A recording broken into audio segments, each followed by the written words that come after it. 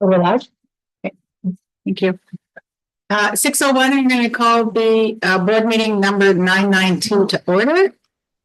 I'd like to start by acknowledging that we are privileged to meet on the unceded and ancestral territories of the Squamish St'át'imc Nations. With that, there is an agenda recommendation. That the amended agenda of this meeting be approved. Thank you, Cynthia. And Lisa, I guess that's a second? Sure. Okay, thank you. Are there any objections? Okay, so hearing none, then we've got a couple sets of minutes. Now, the minutes of the board meeting held on March the 12th, 2025 be adopted. Thank you, Cynthia. Second. Thank you. Any objections? Hearing and hearing none, that's carried. Next one. That the summary minutes of the in-camera board meeting held on March 12th, 2025 be adopted. Thank you, Cynthia. Second for that. Thank you, Lisa. Any objections? Seeing and hearing none, then that's carried. So that brings us to our announcement section. So the chairperson's remarks. Since we last met, of course, we've had with spring break. So I'm really hoping everyone got to enjoy some downtime. I know some of our staff were able to take time off. We're all hit the road running, getting back to it. Other than that, I guess there's been, so we are in 2026 hosting the Canadian School Board Association, what do they call it? It's not an academy, it's a gathering and Congress.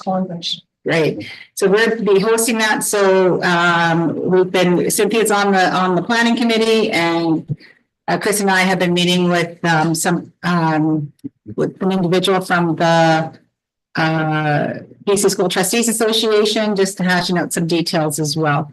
So we're quite excited as that comes gearing up. Other than that, we have our BC School Trustees Association AGM coming up in a couple of weeks. And we've been invited to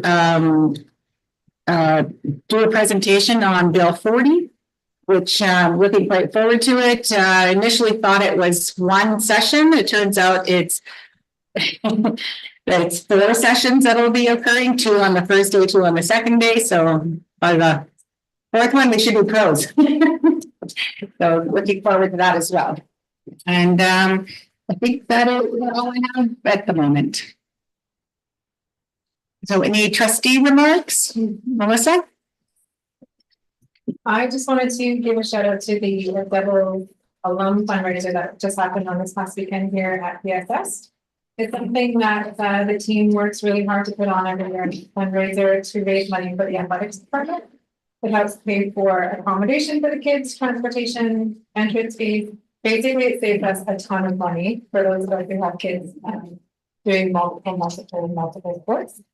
So I just wanted to say thank you so much to them for all of their hard work. And I know that there wasn't as many people there as we would have loved to see, but we still had a lot of people there who were great to see and still raised some big money. So thank you. Nice. That's great. Thank you. I know that there were many conflicting events going on. There was a lot happening. Yeah, and amongst other things. Yeah. So thanks for that. Celeste? Yeah, Rachel and I might tag team just reporting out on the school learning plan for Qualicune that we attended earlier today, if this is a good spot to do that. Not hearing any objection, I'll keep going. So I just wanted, Rachel, I'll let you maybe say a few words. I just wanted to point out, so Qualicun is a small community-based school in the north of the district, within the Fraser Cascade School District, but serviced in partnership with our school district. And the teacher that, the principal and teacher that works at that school gave a presentation today to talk about some of the projects that they've been doing. And I just wanted to bring attention to the resiliencybydesign.com website, which highlights one of the projects at that school. They had worked on salvaging approximately 90 scrap cars from the community, and the money that was raised, and this is a student-led project for environmental stewardship. And so just to check out that website if you can. And Rachel, I don't know if you wanted to say a couple words as well. It was a long presentation, and there was much more to it, just giving a highlight. Yeah, I from my experience, we report out on these in camera meetings, so I wasn't prepared to talk about it. But I'm sorry. yeah, it was a great presentation, and I will leave it at that for now. Okay, yeah, that's all I have to say on it. And yeah, if you could check out the website, it's really interesting. That's great, Celeste. Thank you, and Rachel. Lisa?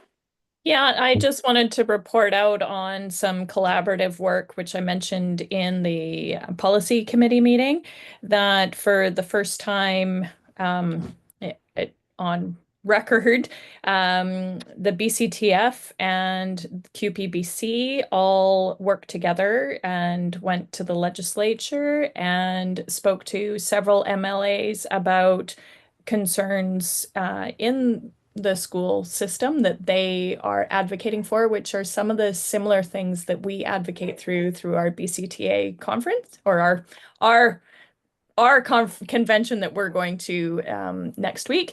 So I just wanted to give them a shout out to thank them for coming together and working together to put some of these high priority issues in the forefront with the government.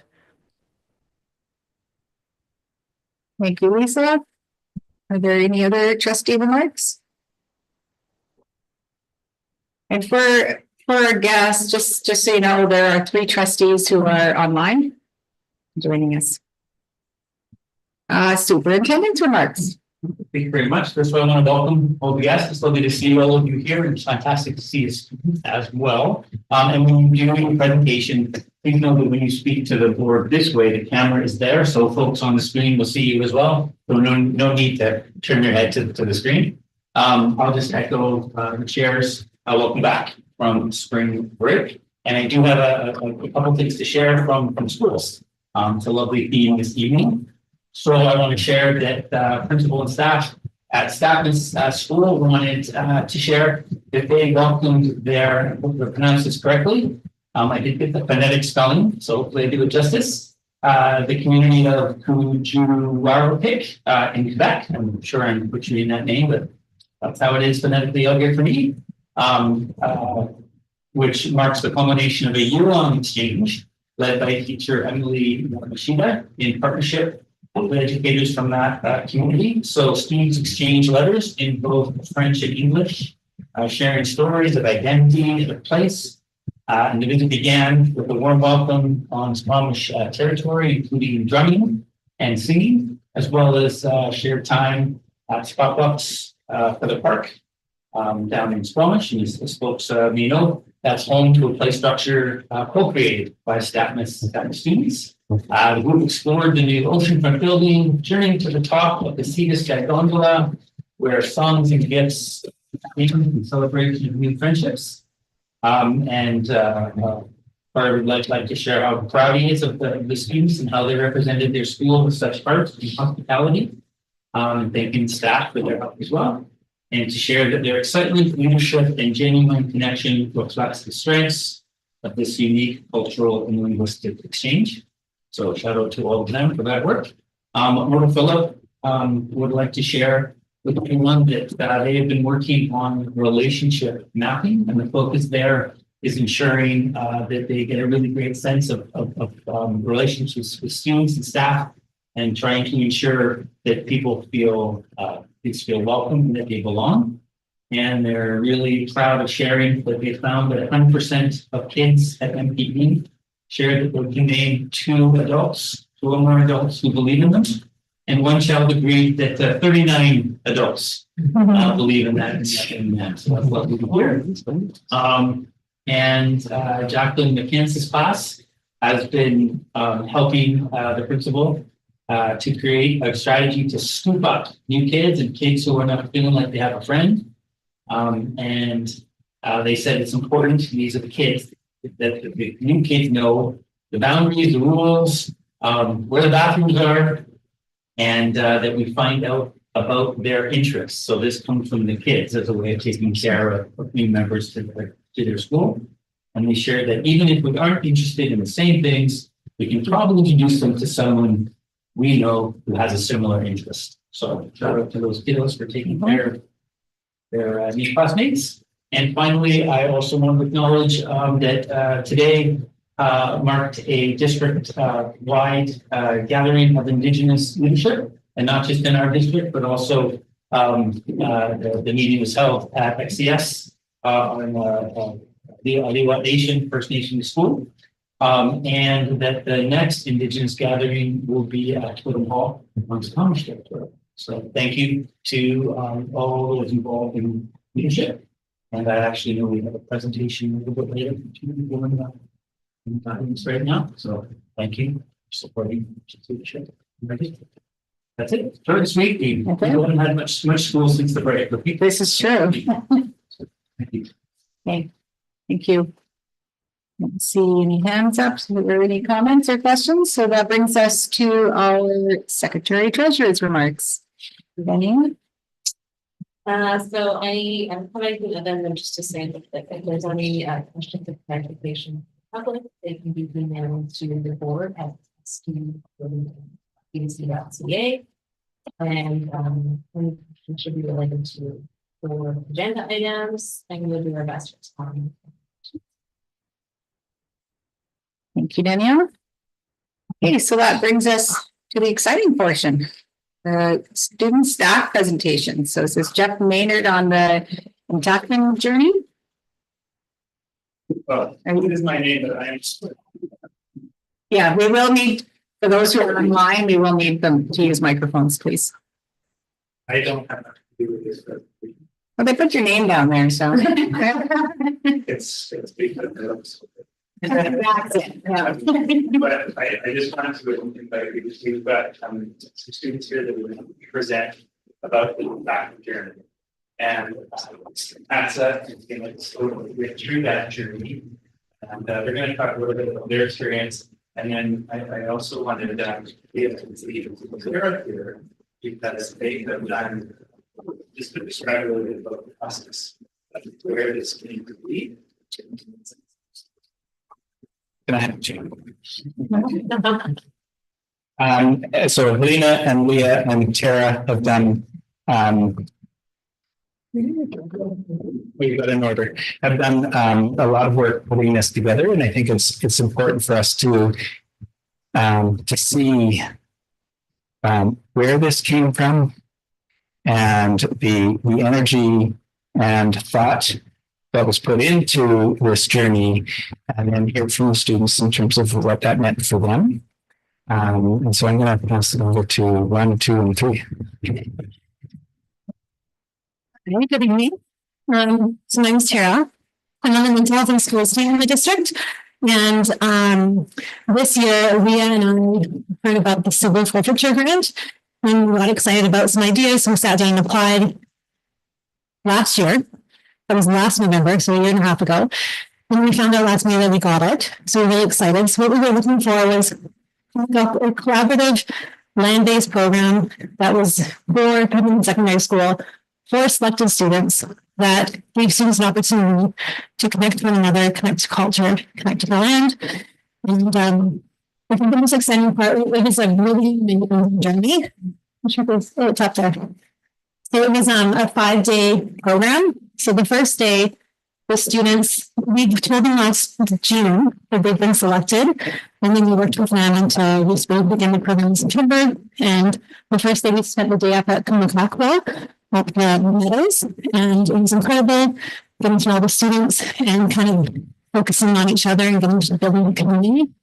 And then the second day, we went out to Purdue up at Joffrey, and it was incredible. It was the time when it was closed, open to the nation, and we were fortunate enough to go up there and spend some time. It was a bit quieter, and everyone made it some food break. And then the fourth and fifth day, or the third and fourth day, we went back to Kumakakwa for an overnight trip, and just some incredible. Yeah, it was over well down in the nose. Yeah, and we did some really amazing couple of days there. And we got to, the students got to experience the sweat, and we'll talk more about that experience. I won't dive into it.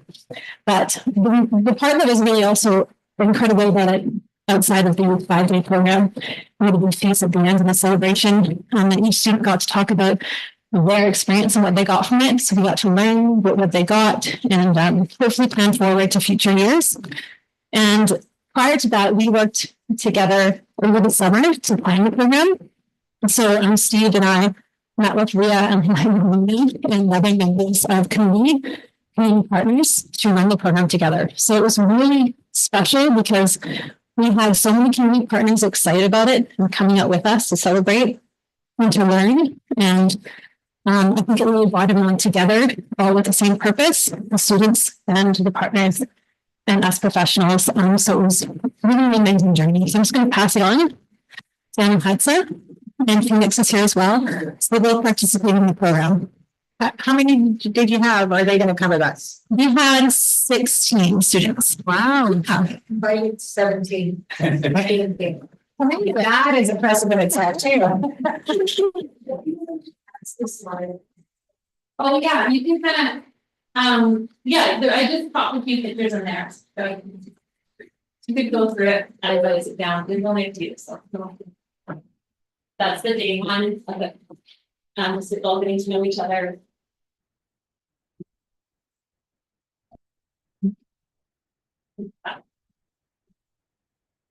Doesn't matter, but because we can look at it after. Yeah. We're done here. Oh, there you go. Okay, so I kind of wrote it on my phone and I forgot to print it out. So I'm going to be like looking at my phone occasionally.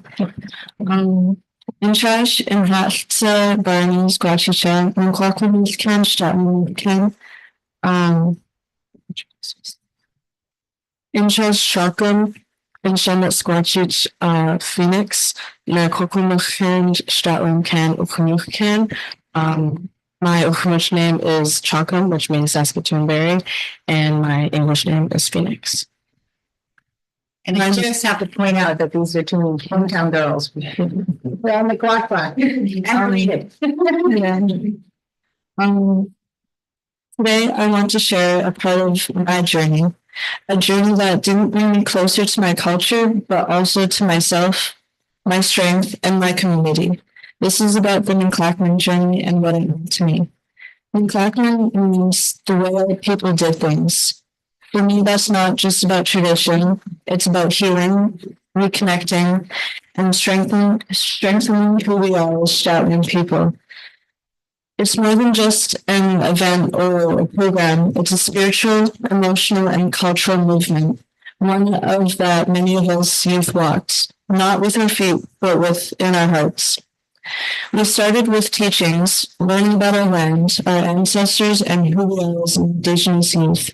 We gathered from across the Lake Territory and began walking up the Joffrey Lake, retracing the old trails. Our feet touched the same land our ancestors once walked. We breathed in the same mountains, rivers, and trees that raised them. It wasn't just for us. We walked for those who never got the chance to walk their healing journeys.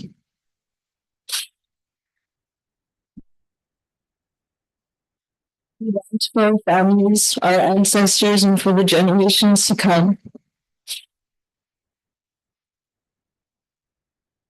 One of the most spiritual parts of the journey was when we built the Sweat Lodge together. From cutting the willows, bending the frame, and covering it.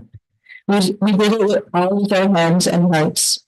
Then we entered the lodge, packed in close together, and sweated. While some still outside, it still had equal strong spiritual significance. We let go of pain, grief, and other weights we've been carrying for way too long. We prayed, gave thanks, and drummed together in that dark, sacred space. When we came out, we came lighter, stronger, more connected. We also had the honor of taking part in a tobacco pipe ceremony the next day. We stood in a circle, and one by one, we got to hold the pipe, pray with it, and send our thoughts and intentions into the smoke that rose to the Creator. That moment was so quiet, so respectful, it gave space for each person's spirit to be heard. I remember feeling my parents with me during that prayer. I've lost both of them, but in that moment, it was like they were there again. Close, holding me. After the pipe prayer, we made 9 tobacco ties that day, each one carefully tied with a prayer and purpose. Those weren't just for us. We made them for the outdoor school up the valley, a place of learning, healing, and future growth. When we hung up, something incredible happened. 9 eagles appeared above us, not 8, not 10, 9, one for each tie. They circled and soared above us as we stood in awe. That wasn't just a coincidence, it was a blessing. In our teachings, the eagle is a messenger, a carrier of prayer to the spirit world. That moment reminded us that our ancestors were watching, that the Creator was listening, and that what we were doing mattered. They weren't just cultural teachings, they were life-changing moments. Before the McLaughlin journey, I was carrying a lot of grief, questioning, and feeling of being disconnected, like something inside of me was missing. Losing both my parents at a young age left me in a hole, and I didn't know how to fill it. This journey helped me bring some of those missing pieces back. It gave me healing, strength, and connection, not just to the land, but to my spirit. These experiences, the McLaughlin journey, shouldn't just be happening once a year or for a few chosen youth. It should be a part of everyday learning, whether land-based learning, a Hunic learning class, elders, drumming, teachings, culturally safe mental health. Culture isn't a decoration or a checkbox. It's something to live. It should be at the heart of education in every classroom, every day for every student. I'm just one youth, but today I speak for many. The McLaughlin journey helped me reclaim my voice, and I'm here to invite you all, teachers, board members, staff, to walk with us, support cultural resurgence, not just for Indigenous youth, but for everybody. Because when we learn from each other, when we walk together, that's when real education happens. Kukshumka. Thank you for listening to me. Kukshumka.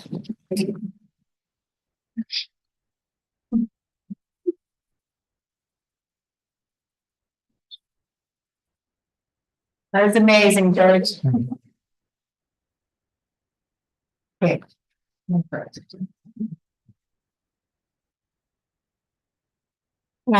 So you got the best part of the student presentation. So when we started this, we had a selection, we had a lot of planning, we had every moment, every scenario prepared for. And I can talk about the first day they were coming down, we called them in June to come down to me. No information, and all the students are coming. And one young man in his presentation, he said, he was like, what did I do? What did I do wrong? Why am I in trouble? And I don't know these guys. When he got into the room, he goes, I don't know these guys. I didn't do anything with them. I didn't do it. And so here we are, inviting them to an experience. And he's got these fully colonized thoughts. I'm being called, I'm being looked at I'm in trouble. Sure.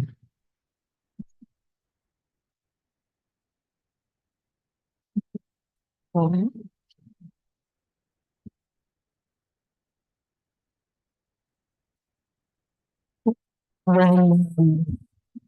interestingly, Skål blev okay. That was quite emotional. And I think I have to put my hands up to them because they are answering my prayers. I took this position as an Indigenous advocate supervisor, basically bridge ST 48 with the nations. And I get asked quite often, more often than not, Leah, you should go work over here, you should go work over here. And my heart is here.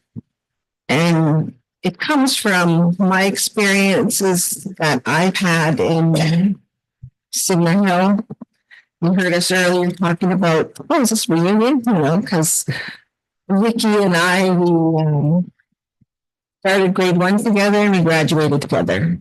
There were 7 of us that went right through. So when we did this journey and we were going to introduce ceremony,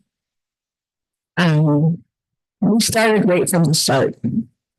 We did intentional invite. We invited the chiefs. We had the Kwakwa chief and the chief come and invite them to this journey. So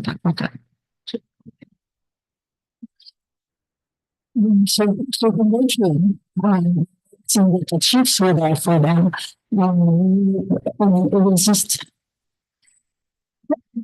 where about a slide, which word, and it was amazing to watch why they were chosen, what's going on here. And the chiefs were basically reiterating, and so go and expand your boundaries, stop, and never stop asking questions.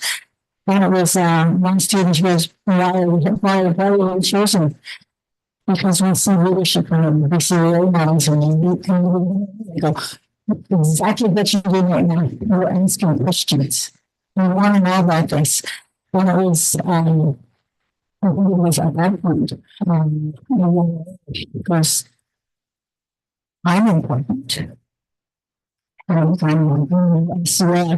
so the chiefs are backing us up and going through this with us and encouraging the students and youth. On that day, we had 16 of the 17 signed up and we got to 17. But they all wanted it expanded and come on. Was chosen. So we're staying with this group of youth. They can't come with the darling. If we can do it again, we'll include them.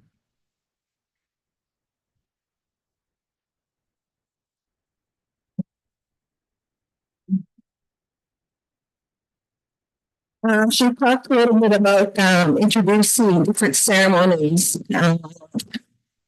I can only speak on my journey. I started learning about my own personal culture at the age of, I would say 11, 12 years old. And so I knew that some of our students were like me, that didn't know what it was to walk in line. They didn't know. They just didn't know. And some of them never asked. Some of them didn't have an opportunity.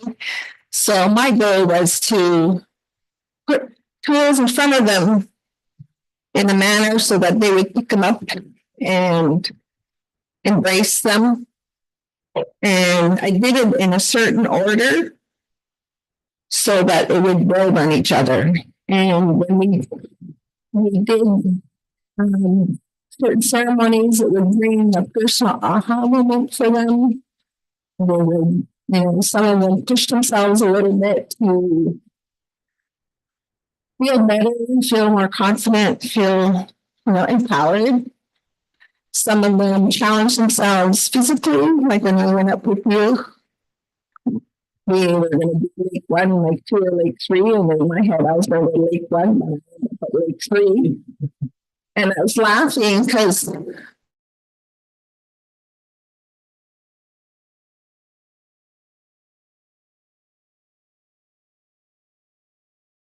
and the stories that they were talking about, and like just the accomplishment of pushing themselves a little further,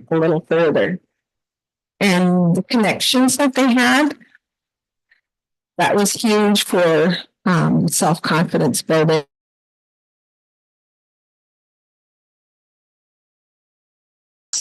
Why we do things a certain way. And I think that was the most empowering experience for them, to have elders, spiritual leaders come and show them this. And we explained to them that not every day you don't get to see this. This is something, a bundle has been opened for you. Why? Because you matter. And I think that was probably the biggest aha moment for a lot of them, including myself. So the changes we saw in all of these students, it was such a wide range of I guess, empowerment, of growth in each one of them.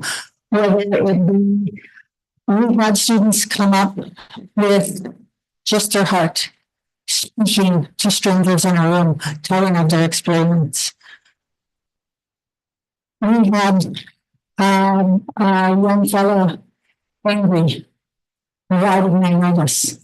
Why did it take so long for this information to get to me?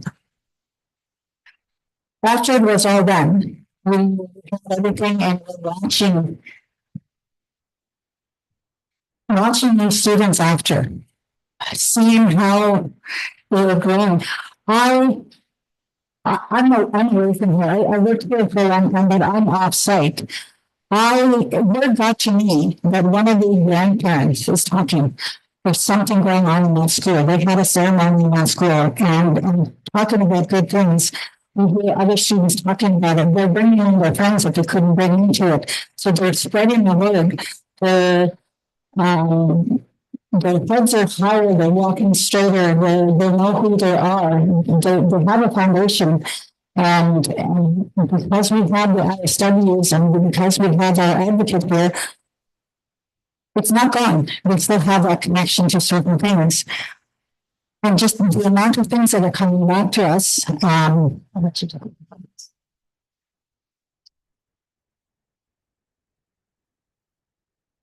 When we first got together, we introduced ourselves and we kind of laughed because we forgot to introduce ourselves here. Some of the students had their own informations, didn't know how to say them. Some of them had them forgot, so we had to find them. Some of them were given a name. Yeah, in front of the like the insert, but you know that we had. What I think we forgot was each student of the group got to choose somebody from the school to go to these events. And it speaks volumes. One teacher was chosen. The rest were support staff, admin staff. Well, they kind of had the role, but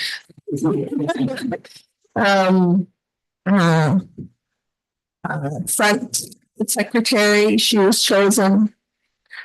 And again, they were taught how to approach them, how to invite them. And we didn't want them just to come along and just tag along. We actually gave them homework as well. Their task was to watch the group and write down and point out a growth. They had to find the good in each student. So now they're not looking for what's wrong or what they're doing wrong. We specifically made them look for a good quality or a good happening in each. And ended up coming back for day 5. Yeah.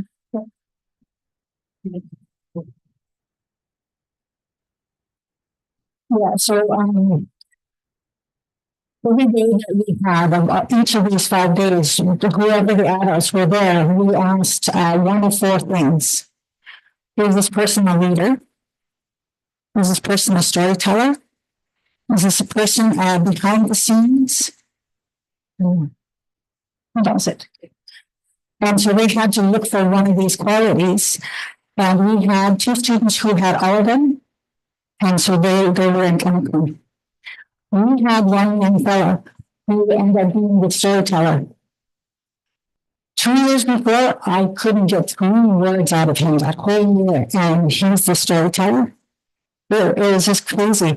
So when we got to the certificates, we were able to tell each of their qualities and each what they found and kind of go over the experience. And we had somebody talk about a field trip, and they looked around and everybody who was on the Ackman journey was on this field trip. They're more engaged. So.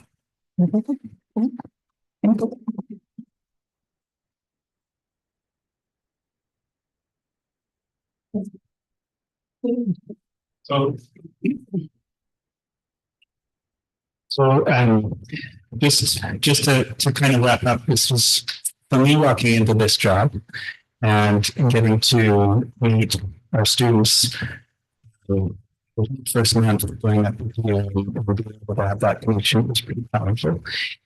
And seeing and hearing the stories was powerful.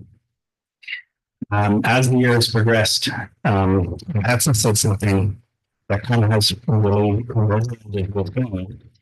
Culture is not a decoration. It is not something we experience once or twice. It's something that should be experienced all the time. So we're looking at next year, and this in the fall and in the springtime. But education, it needs to shift. And it's not about moving one thing away. It's about a collaboration of cultures and learning from some of the ways we practice in the school to be more inclusive. So tomorrow we have students that have gone and are going to offer to advertise to teachers.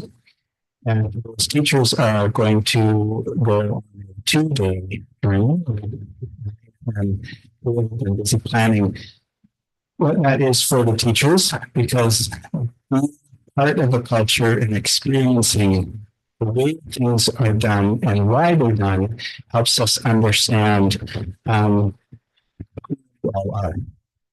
It's something that needs to shift in education, and it makes me really excited to see students being leaders in that, and to have this opportunity for our staff. So we're excited to see that happen next week. Okay. That's we're looking forward to. We'll probably come back because we're going to be approaching this as I would like to see this as a board approved course.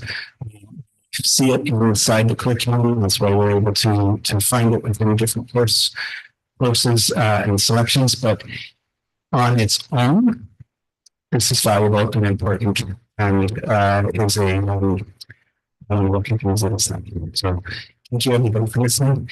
And I just want to say thank you to you guys for coming. The words and that's blown away. Incredible.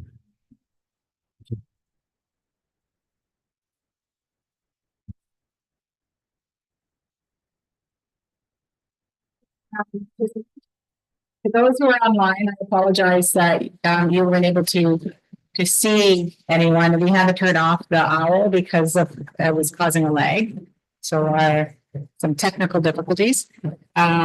Super stoked to be in the room to see it personally. So that is fantastic. And as Leah was mentioning schoolmates, she probably, Georgie went to school grade 1 to 12 with your mom as well. And Susie.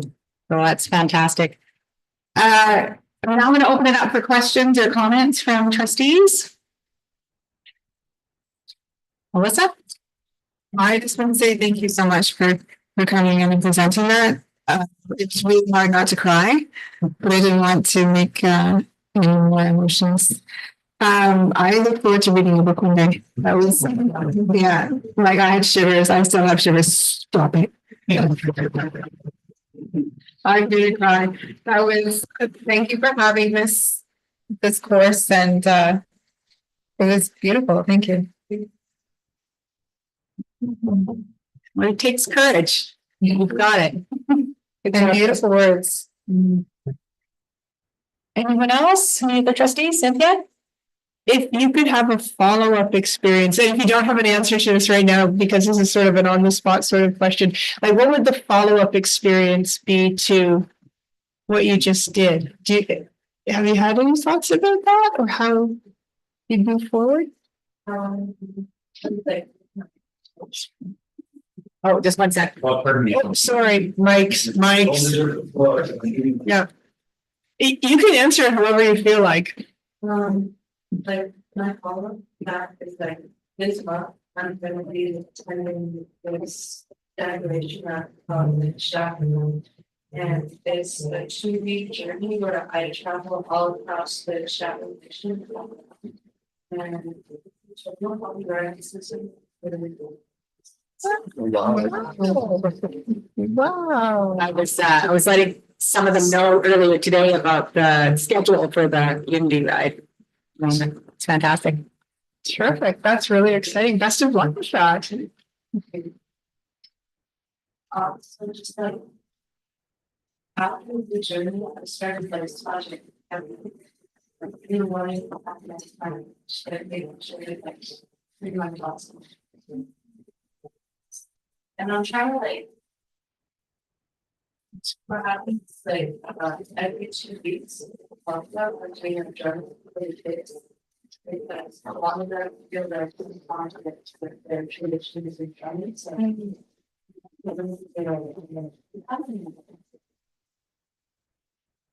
Thanks. That's really good. Nice to hear. Well, hold on to that. I have a question. I'm just curious, so, and you may have said it and I may have missed it, but is it 5 consecutive days, or was it broken up into multiple sections? Oh, wait, Georgina, what? I think for like the camping part, it was a 2-day journey, but the rest is separated into like the months and everything. So it wasn't like 5 days straight. No, But that would make really cool in the future. I'm sure. I'm sure it was well thought out. Also, as a teenage girl. I don't think I see any other hands. Done? Chris? I'm. Oh, Oh, sorry. Thank you. Folks have, to express my feelings, but I just want to again, just personally just thank you all. Because I know it takes a lot of courage just to come up, and thank you for being vulnerable. Again, as expressed, thank you for the beautiful words. And as superintendent, now I hear you, and I'm honored actually to be a witness to sharing of the journey. And yes, we will absolutely, I'm sure, I would be recommending, that we make this a course. And I think you will probably be all tasked with helping perhaps in the writing of that. And so we'd love to have you back to present the course to the board, because they do approve it. So get ready for an invitation coming up. So again, thank you so much. It's an honor. I think Mr. Maynard kind of volunteered us to winning a video. Okay, I guess that's a wrap on this. And again, thank you so much for coming in. Thank you. It is an open meeting, so you're welcome to stay.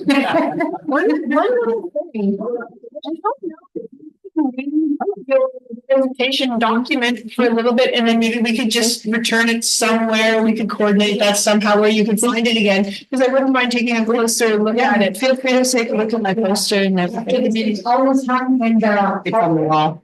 Everybody can see it. Yeah. Oh, No. We'll leave it here, Brad, in the morning. Okay. Thank you. Thanks. Okay, we'll give you a couple of clear out and then continue.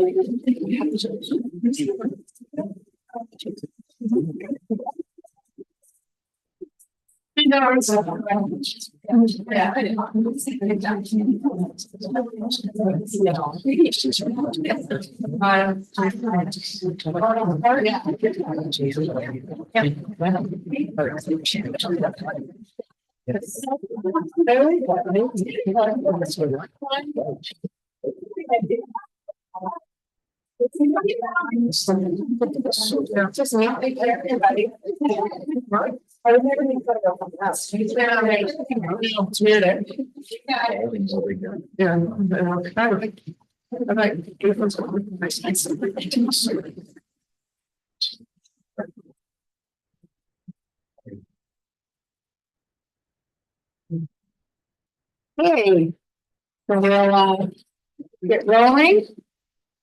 This brings up to our receiving delegations. So we have Christine McLeod from the Squamish Volleyball Club. Christine, hey Christine. Thank you very much, everybody. Does this work? Yeah. Okay, yeah. Thank you very much, everyone. It's an honor to be here. Thank you for inviting us to Level Up Nation, coming down from Squamish Nation territory in Squamish.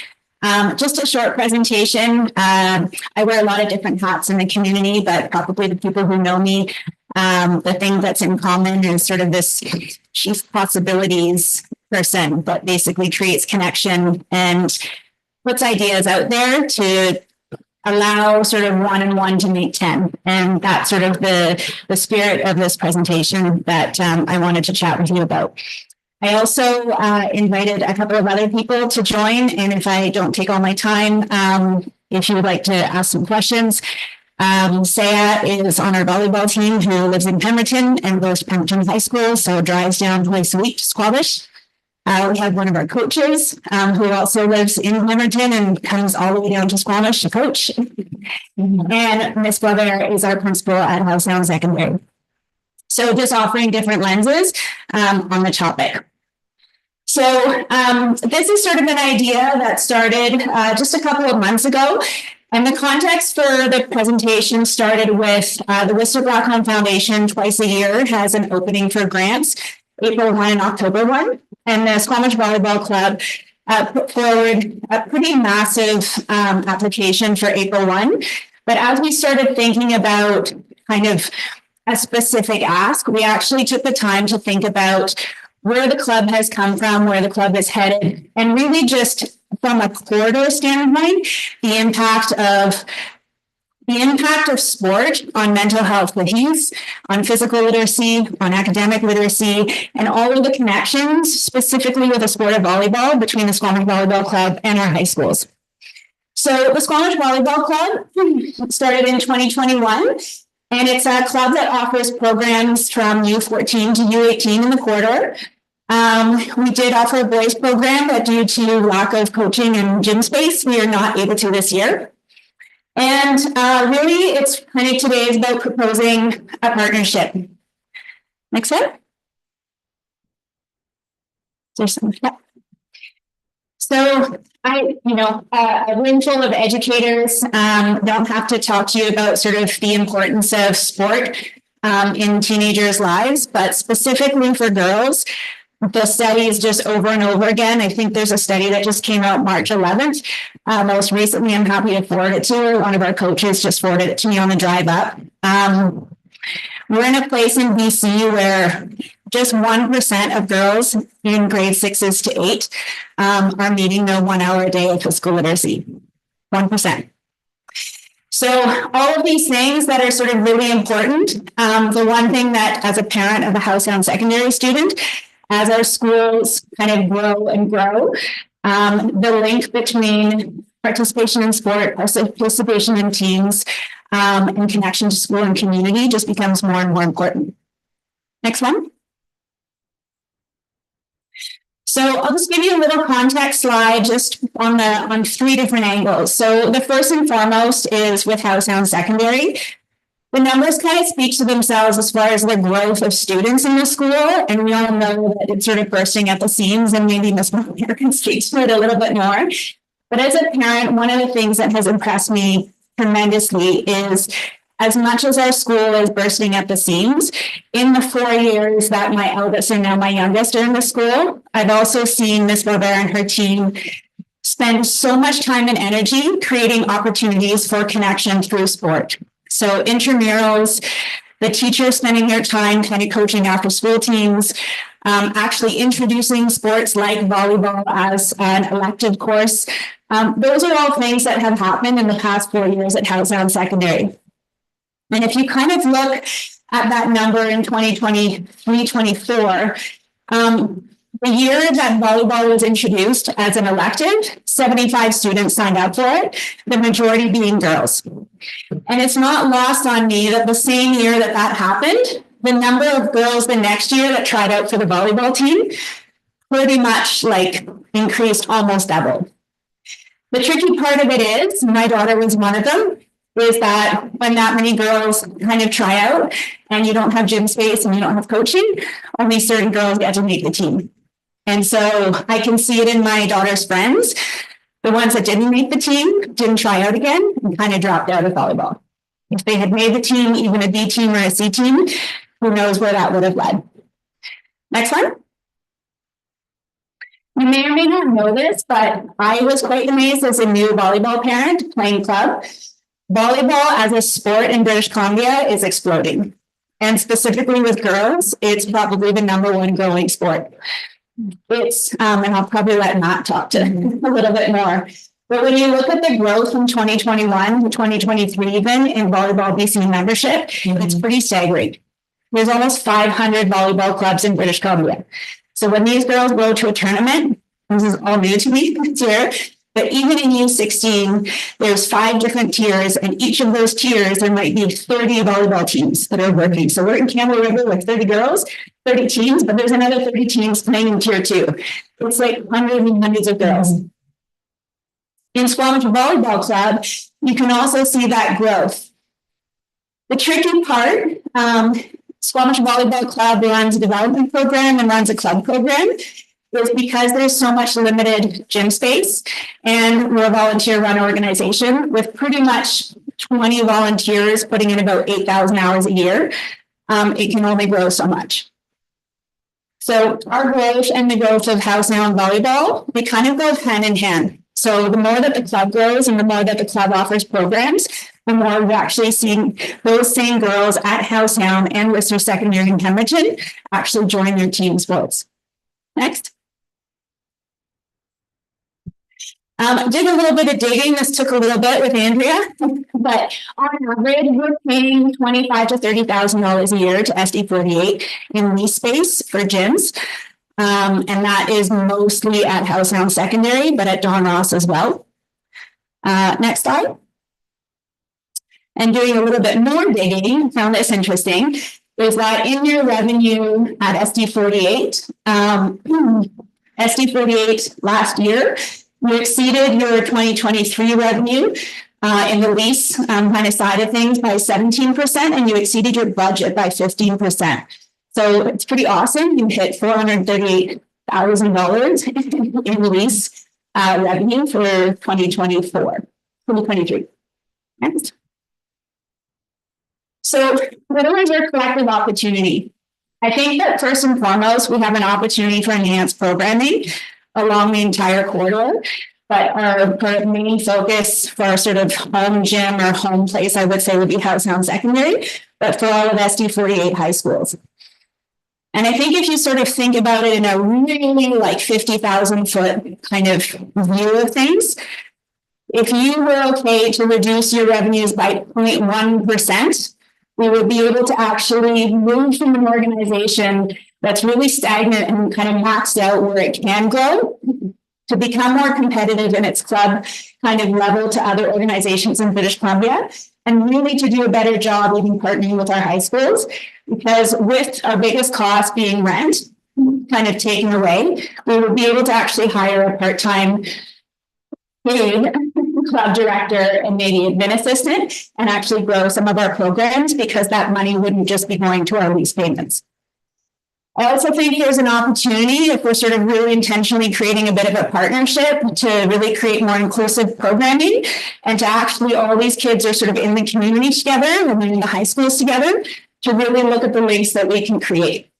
And third, I think, you know, as a parent, as a taxpayer, I sort of think, oh, you know, ST48 board, it's sort of this administrative or sort of making rules and thinking about the admin side of things, but I do think when you hear presentations like what we just heard is the kind of good news piece of what you're really thinking about in terms of the growth of kids academically, socially, and physically in Sea to Sky Corridor. Next slide. So this is kind of our ask. And this ask, because of timing wise, we actually proposed the idea in our Worcester Blackcomb Foundation grant. My experience in kind of probably having raised at least $250,000 in grant money is that the Worcester Blackcomb Foundation tends to look more favorably on applications where different partner organizations come to the table with a piece of the pie to basically build something bigger. I've done it with the BMX club, I've done it with Rizig Middle School, but I think the idea that was proposed in our Worcester Blackcomb Foundation, just like how sound? We just wave a lot, right? How sound? So the idea being is that we basically said that we were presenting today, but we did pitch the idea that we were going to ask you for these things. So the first ask that we basically wanted to find out is if we could have a reduction in our facility rental costs for 2 years and be granted priority rental. I don't know if it's rural or just living in a small community, but the rental that we kind of ask for even a year ahead of time is I've kind of heard that maybe the District of Squamish Adult Programming might actually take program priority next year over youth programs. I really think in our high schools, we should be prioritizing youth programs. Second of all, is sharing of volleyball resources. So not just like physical gear, but also resources of coaching, resources of referee, resources of different kinds to basically just grow the sport and grow physical literacy. The third would be increasing our coach and referee numbers. And the fourth, which doesn't cost you anything, is to basically secure you as our organization sponsor. So when you apply to Worcester Blackcomb Foundation, you basically need a flow-through organization, which essentially, if we are successful, you just receive the funds and you can turn around and write us the check, sometimes at a small percentage cost. Next. So the big thing is, what would ST48 get in return for the investment? So the three main things that we sort of sat down with Eric Shore, with the volleyball teacher, Mr. Morris, with Ms. Lavere, with our volleyball coaches, with our club director, and kind of just really thought about the vision. It really came down to these three things. Next slide. So first and foremost, and maybe Ms. Lavere can speak to this, but the equipment at Howesound Secondary is beyond antiquated, actually comical. You have field needles that are holding things together and, you know, nets that are crooked. And it's really tricky when you're sort of just trying to set it up for practice, let alone a pure professional when you're doing tournaments. So between Mr. Shore, Mr. Morris, our club director and our coaches, they basically came up, we didn't even give them $1. We just said, if you could just start with a blank slate and this replaced everything in Howesound Secondary, what would it look like? And it basically totaled about $25,000. So what we applied for with the Worcester Blackcomb Foundation is basically the idea that the Squamish Volleyball Club would apply for this and gift it to Howesound Secondary. Next. The second contribution is not necessarily something that's sort of currently available to Howesound Secondary, but it would be something that would be like an added bonus. So with the new outdoor ed program at Howesound Secondary and also athletic leadership, the opportunity to give students the opportunity to get certified in certain things like their CSI level 1 or other things, that really give them kind of an edge when they're applying for jobs. We'd have the opportunity to actually use some of those kids and basically do referee training through Volleyball BC and pay for their courses, which would then give us, at least for local tournaments, some student referees and kind of part-time jobs. Next.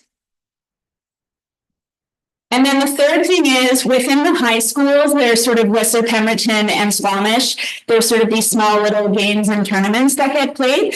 We have an opportunity to actually grow that a little bit.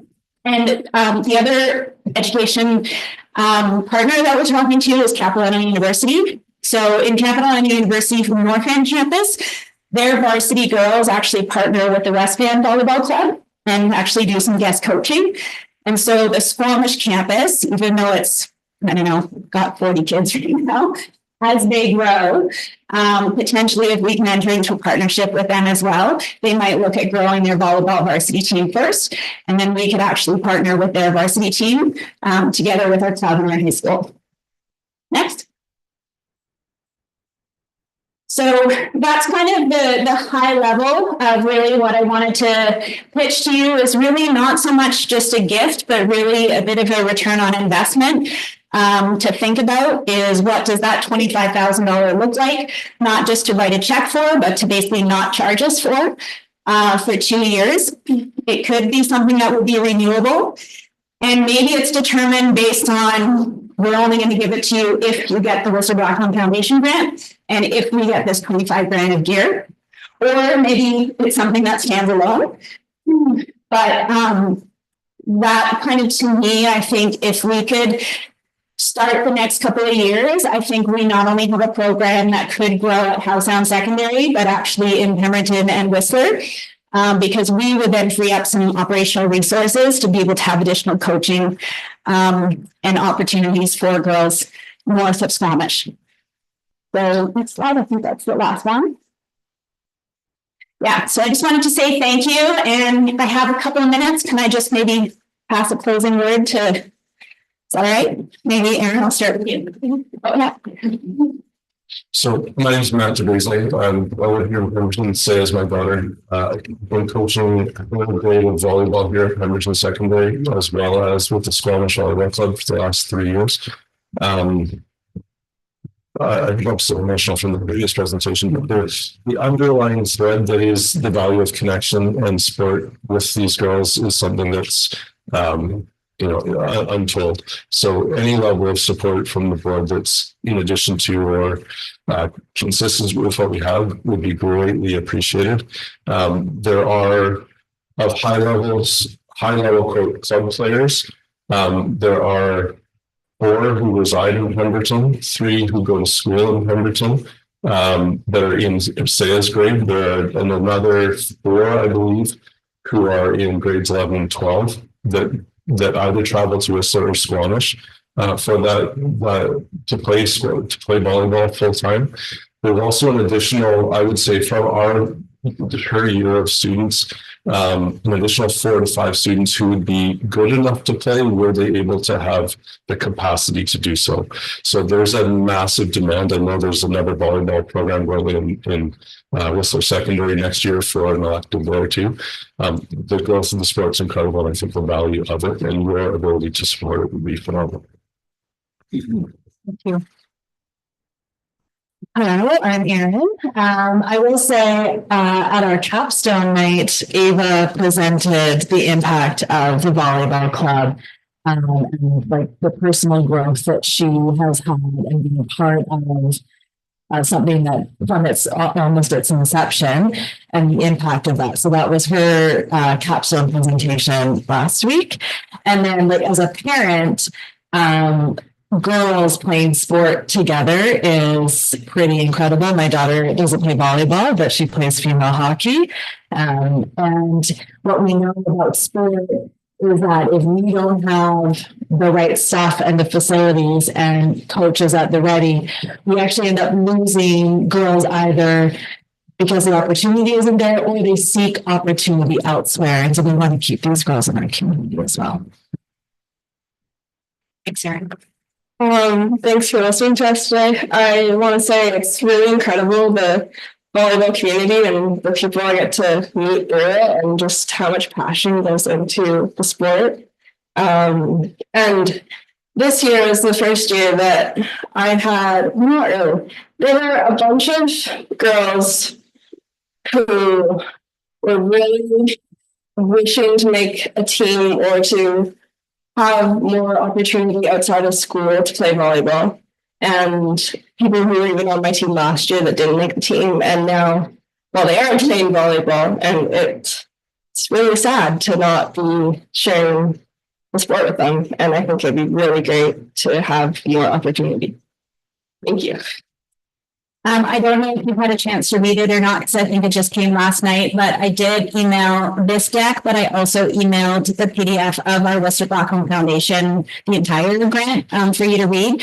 And the third piece that's there is just a piece of writing, a memoir that's actually from my daughter, who's in grade 11, in taking her Indigenous memoir, and without prompting, her memoir or her sort of look internally was actually her journey of how playing volleyball, first through the Squamish Volleyball Club on the Sunday night program, then through Howe Sound Secondary on the junior volleyball team, then taking it as an elective last year, and this year making the club team, and actually the reflection for her on how much confidence that's given her. And just from a life standpoint, if you have a chance to read it, this is a kid who doesn't love to write, and just that came straight for her heart. So I think, I know that it's tricky. I know that your budgets, I know the school's in deficit mode. I know it's really tricky, but honestly, I can't think of something that would be more worthwhile than a break on something like this, to be able to grow a program that literally impacts hundreds of girls and potentially boys in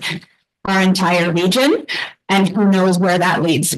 And it's not necessarily that our girls are going to all of a sudden all go play varsity in college. But, you know, if Saya or Ali goes to UVic and decides to just sign up for intramural volleyball, that's an instant connection in a new school, because she then has something that she knows how to do confidently, let alone potential for down the line if we have Caprio or other places where they actually come through the programs at 4 or 5 years, playing in their middle and high schools, playing in the club, and potentially are good enough to get a scholarship. So thank you for listening.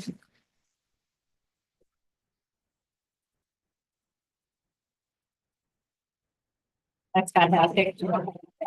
Having raised 3 daughters who came through Company Secondary, graduated here, I understand the importance of sport. I was the parent driver. So, not volleyball, but everything else. It's so it felt like, including the horse addiction they had. So that you choose it. Your dad's pointing at you. So yeah, so super appreciate the work that you're doing with the youth.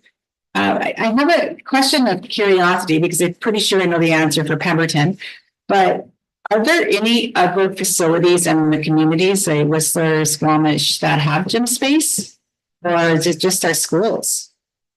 So the only other facility outside of the SB 48 facilities that we use something called is the gym, formerly known as West, and now Capview. Right. Oh, sorry.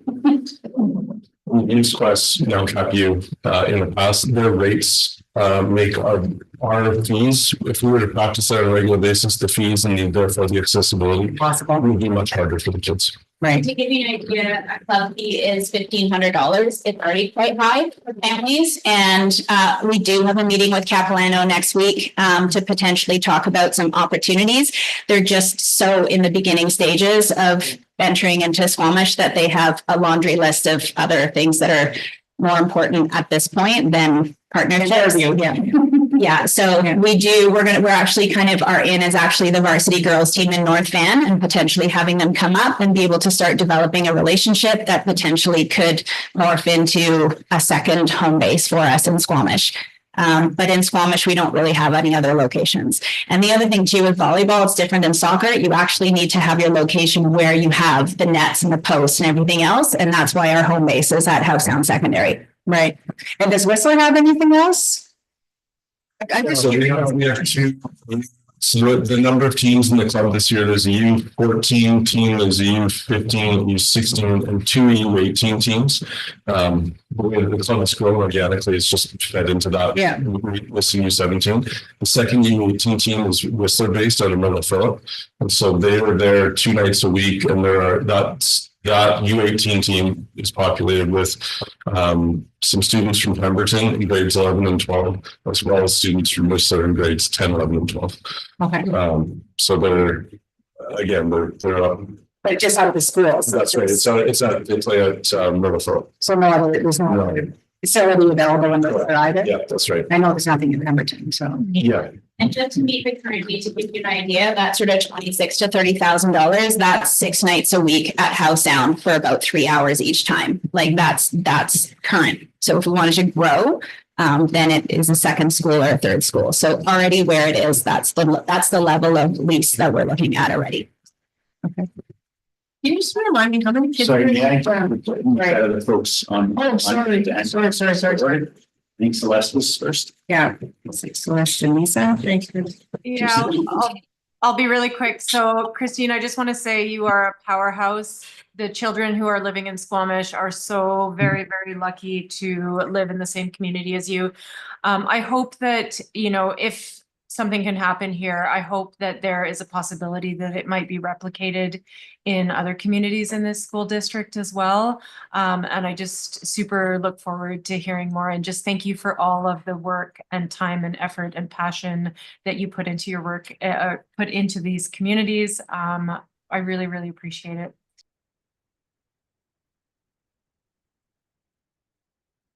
Thank you, Celeste. Lisa, and then Cynthia? Don't worry, we're club director, just in case you're wondering. I was just asking. I'm like, who's gone with her? We started the club. Excellent. So thank you, Celeste. Those comments were echoed from me as well. And while we've been discussing, I've just pulled up policy 905 and policy 903. And I'm not too sure where we as a board take it from here. Obviously, we can't I don't believe we can make the decision tonight. I think it's an amazing idea. And if it can be done, it would be amazing. The one thing that is giving me a tiny bit of pause though is the operational cost for having janitorial staff on site. So without having a look at all of the financial implications from the rental fees, etc. Those are just some of the questions for staff that I would need to see in the next discussion of this. I think it's a great idea, and if we can make it fly, that would be great. I just wonder that it opens up a precedence door for like the basketball club that wants to start things going on in school, and where do we lay the priority? So those are just 2 concerns. I love everything. I just have those 2 little thought bubbles coming up. So thank you very, very much. So I'm going to jump in front of Cynthia and Dawn, and just in response. So generally the practice is we receive a delegation, we receive your request. The board will then take it away and staff will gather information that we ask for, and we'll have a look at it and see from there and get back to you. So we're not trying to get into detail. We're definitely not trying to guess. Yeah. So Cynthia. Yeah, thank you so much for your presentation. I really appreciate it. And I really have a deep appreciation for our sport and kids in sports. I know my kids performed in high performance level sports, and the values that they received from those are astronomical. And so I love what you're doing. I think it's important for kids. I just have 2 questions. And the one is, do you guys describe or advertise your program as high performance? I just asked Marie if she'd like to speak to that before I take that. Yeah, thanks for the question. And quickly, thank you, Christine. Thank you, Matt. Thank you, Saya, for being there to talk on behalf of our club. Do we describe ourselves as high performance? We have a competitive aspect to our club, but we don't necessarily describe ourselves as high performance. The goal of our club is for basically barrier-free access to volleyball programs. And we want to make sure, like, the reason that we created the program in the first place was post-COVID, we saw that there was a huge influx and enthusiasm for this sport in our community. And so a group of moms essentially got together and wanted to ensure that we had that continued through for our daughters, for our program. And so we created a 3-hour program on a Sunday night. And then within 2 months, we were competitive. So we had 3 teams in the competitive program running with Volleyball BC. So right now, I don't consider our club to be necessarily a high performance club.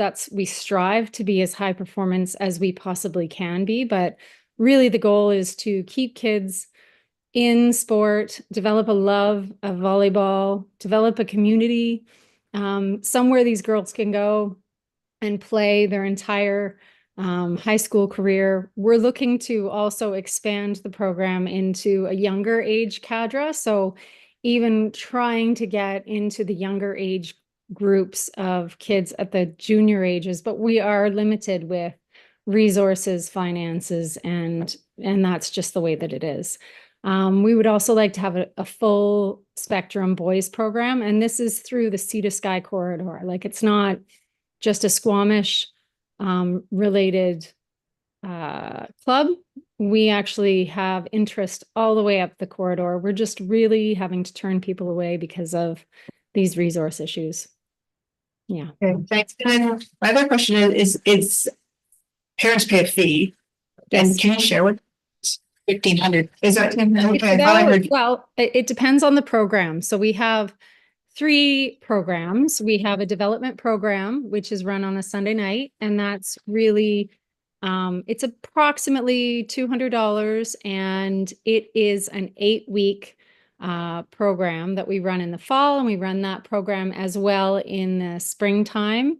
And that helps us fund our competitive program because we run our competitive program at a deficit. So our competitive program fees they fluctuate every year depending on our expenses.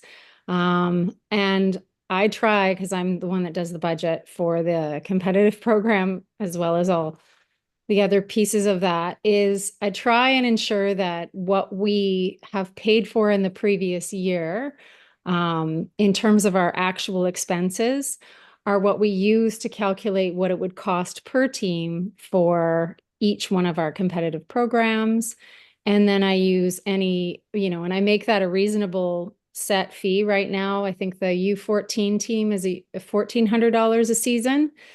And that includes the tournaments, that includes the hotels, that includes their uniforms, that includes the gym time. That does not include a coach, includes a minor coach honorarium. It includes our locker for our storage. It includes all those pieces. So I break down all the fees for the year, and it comes out to a certain amount. And then we pull in the other funds that we've received in our other programs, and then we put it towards that main program. So essentially it's around $1,400. We can't see that it could be charged more than that. It wouldn't be accessible. And we do try and ask for funding from the community. It's not a lot, but we set aside slush funds for kids who are unable to pay those fees and help them out. Yeah. Okay, terrific. Thanks so much. You're welcome. Thanks. Can I just put one piece of context to that? Yeah. That's the most affordable volleyball fee in the province. Most other clubs we have players who leave our club to play in the city at a competitive level. They're paying upwards of $4,000 to $5,000 just to get into the club, plus additional fees from there. So the club is really trying to be accessible more than high level competitive, the highest level. Yeah, having competitive athletes, I know it's like buying another house. It's like so expensive. And if I could jump. We got it. Yeah. April, just to open. One thing I just wanted to answer, when Lisa mentioned about, opening the door for other organizations, and I know that lots of organizations from Girl Guides and Boy Scouts, all the things that rent our facilities.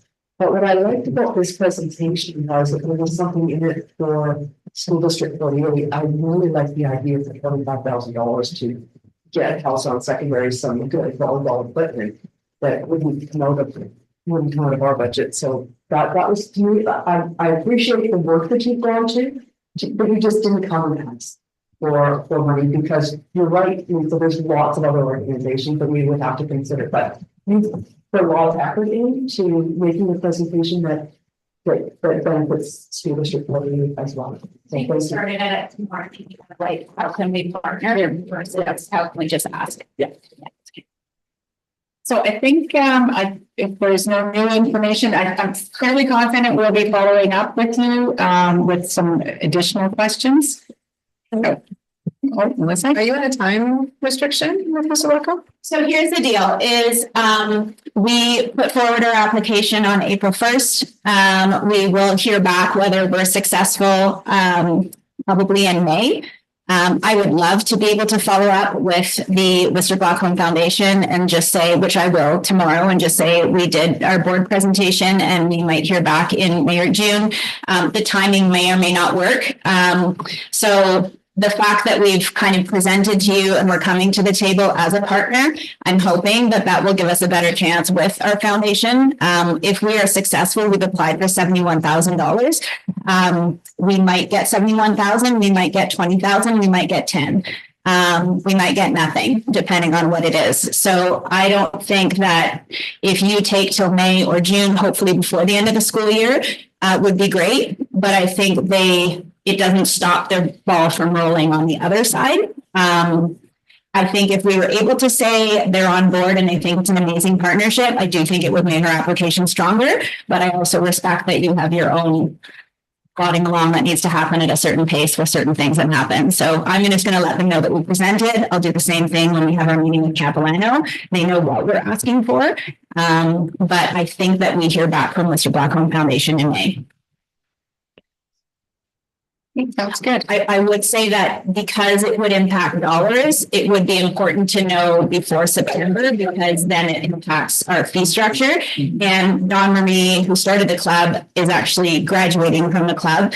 And the whole reason to sort of kickstart this is to be able to potentially hire a paid position of a couple of admin, which would need to happen in the summer. And we wouldn't be able to do that unless we knew that we had the relief of funding. Okay, and I think one of our roles is advocacy. So we do meet with so we have an upcoming meeting with the Village of Pemberton, and facilities is on was an ask for us to bring forward, just to say, we recognize the need. We'll be meeting with the MLA as well, and when we do meet with the District of Squamish and hopefully the municipality of Whistler as well, as we move forward.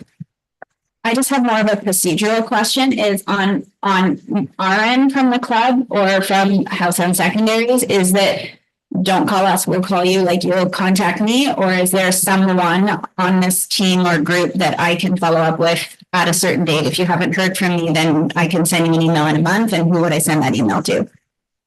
Good question. Yeah, may I jump in? I feel, I know there'll be questions for staff to get information, and I'm fairly confident we can get the information the board would need, at least at the end, for sure by the June board meeting, if not sooner, if not May. So I think we can be fairly confident that we'll have information for the board to make a decision before the end of the school year.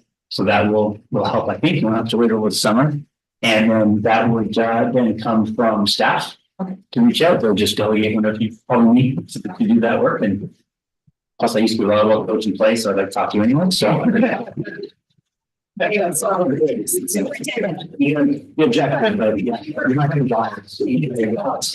a pretty good spiker and setter, so that's my independent. Lisa, I see your hands up.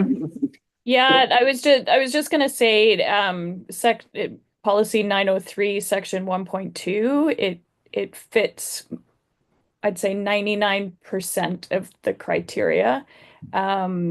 At the only sticky point again that I've got is that community partnerships occur when individuals, community organizations provide a product, service, or money to the school without expectation of organizational gain. So that would just be an extra little question from my end, from the administrative perspective. I love the proposal. You guys have just done an amazing job on it. So I think it fits the 1.2, but so thanks. If I can just add to that, is just so the board understands, is it's very possible that we might get the funding from Worcester Blackcomb and we would still gift that to Housetown Secondary and share the resource, and you tell us no.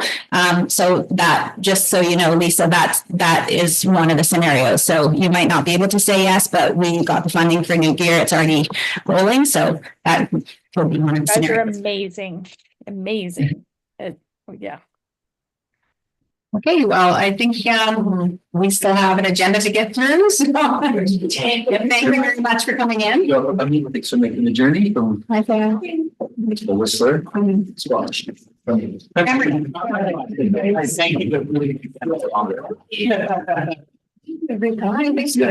so much. Thank you.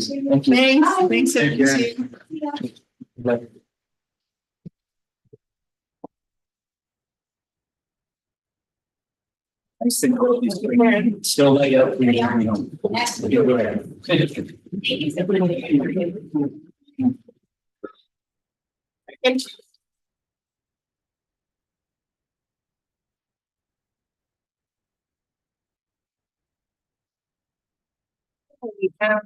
So next up, we have trustee items. I don't see anything listed there.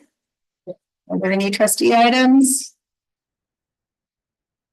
Okay, then that brings us to the committee of the whole. So for just the public, the committee of the whole met earlier today. That was recorded, and it will be up on the website for your review if you're interested. And basically, just a snapshot. Today we went through our calendar. We had an update on the deletion of the ex-social media, and had a discussion on the motions for our upcoming BCSTA AGM. So with that, there's a recommendation. That the minutes of the committee of the whole meeting held on March 12th, 2025 be accepted. Thank you, Melissa. Second for that. Thank you, April. Any objection? Hearing none, and that's accepted. Policy committee. We met earlier, and there will be some policies that come out later from that.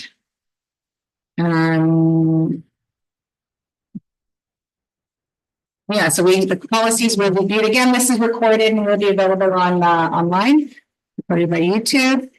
And the policies in particular we went over the senior management and district organization, environmental sustainability, the district occupational health and safety, and the protection of employees from violence in the workplace. And with that, there is nothing on this section. Public relations, I don't think you met today. No, it was a topic of X. We felt again before it was a committee of the whole conversation, so we didn't really need to meet separately before the committee of the whole. Okay, perfect. Okay, so that brings us to a general section. What's that? The policy, do you got the policy? Yeah, you just have the recommendation. Oh, there it is. Yeah. Nice. I went to a different page and forgot entirely. Yes, please. We're just going to skip back a little bit to policy committee. There's a recommendation there that the minutes of the policy committee meeting held on March the 12th, 2025 be adopted. Thank you, Cynthia. Thank you for the reminder. Second for that. Second. Okay. Thank you, Lisa. Any objections? Okay. Hearing and seeing none, that's accepted. Now we can move into our general section. So we don't have any business arising. So that brings us to our information items.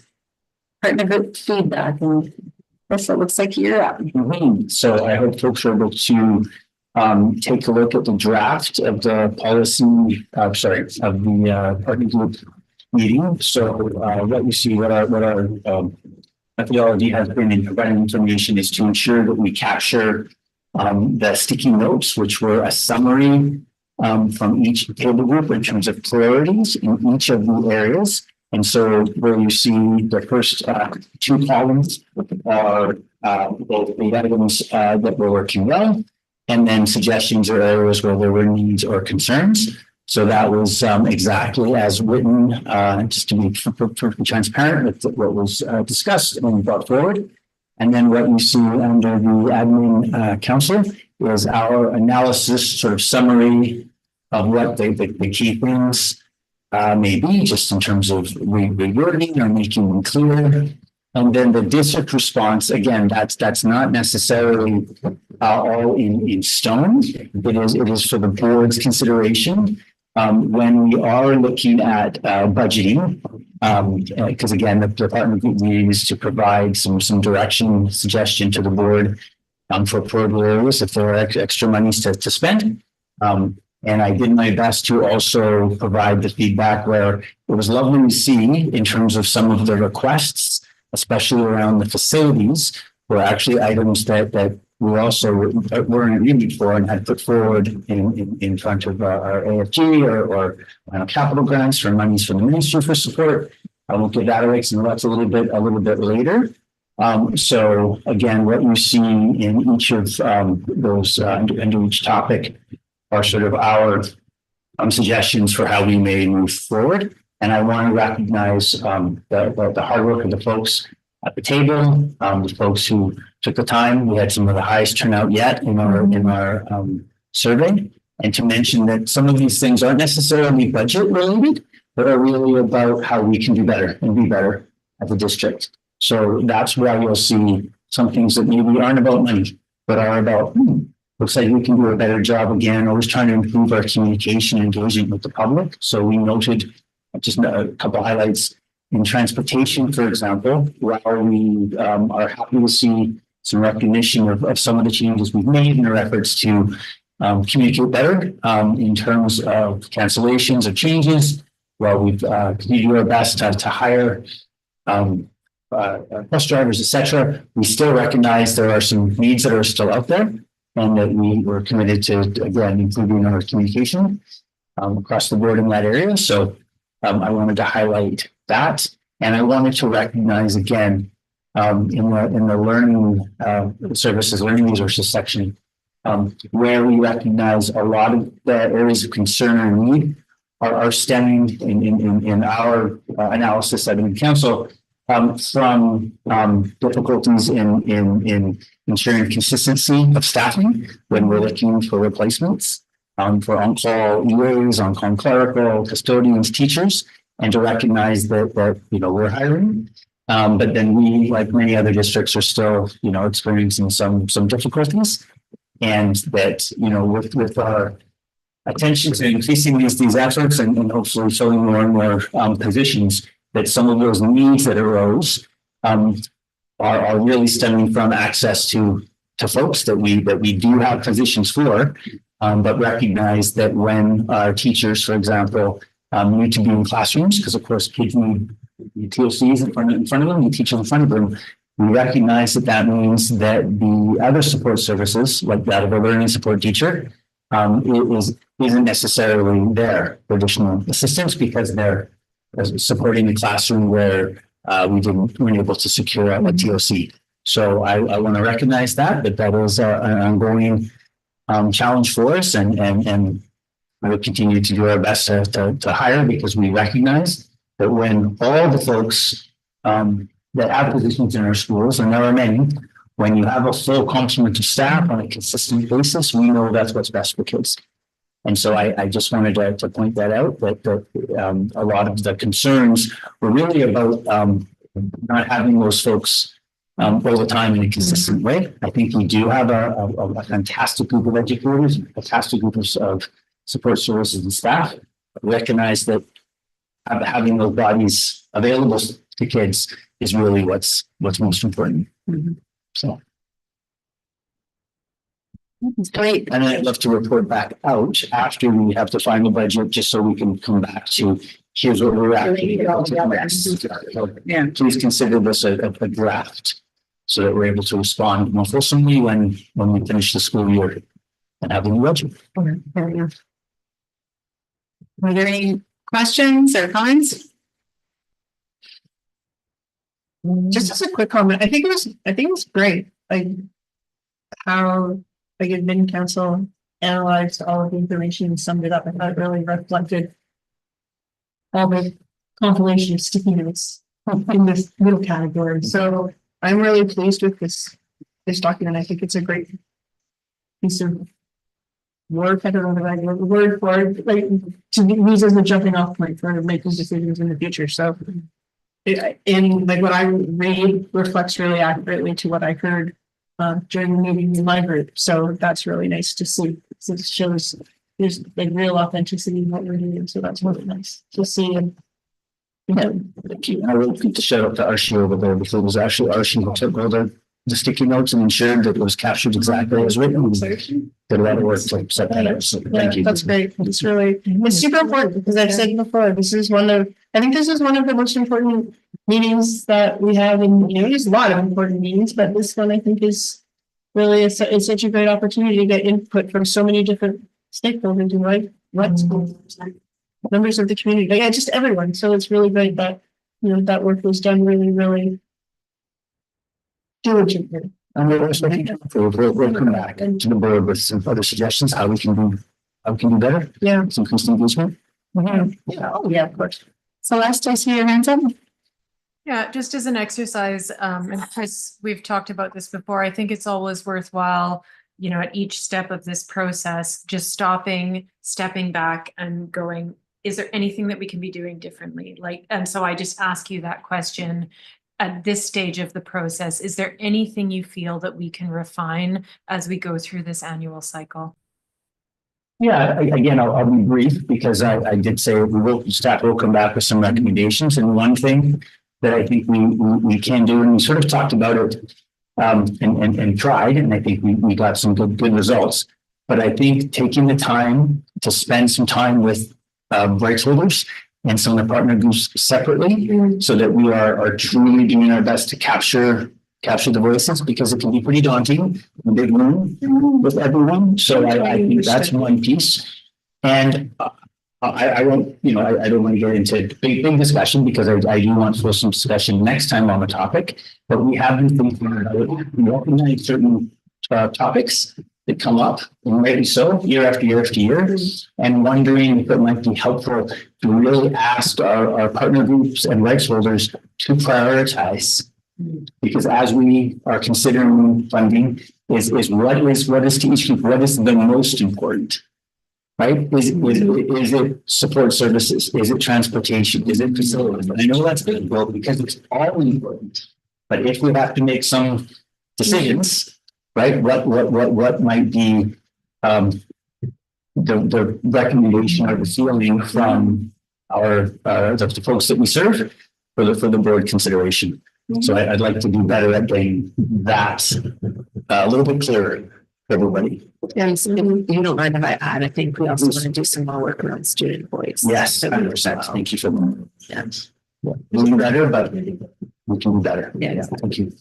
I love that. Can I just follow up really quickly, Rebecca? I can't see if there's anyone with their hand up in the room. Yeah. So I think that is so important, and I could almost see it being needing to be done by community, because the ranking might be different depending on the community. But I've often thought that we have this almost like quasi-academic process, and I think what I just heard you say is giving opportunity for oral feedback as well in person. I think that there would be some value in that for sure. So I'm really glad to hear that. Thanks, Chris. Okay. Anyone else? Great. Not seeing anything, then you can move on. So that brings us to our budget update. Yeah. Okay, I put together a quick slideshow to go through. So before I get into this, I just wanted to share. So we received our operating grant tables actually at our last board meeting last month in March. I wasn't able to look at them, but I just put through a few slides. I already shared this with the senior staff. And before I go into this, I just want everybody to be aware we haven't done all the number crunching yet. So you won't actually see like the full budget until like May or June. If our budget is looking really tricky, it'll probably be, we might have to wait till June. We're having a hard time balancing, but I'll just share with you some highlights. So just 1 second.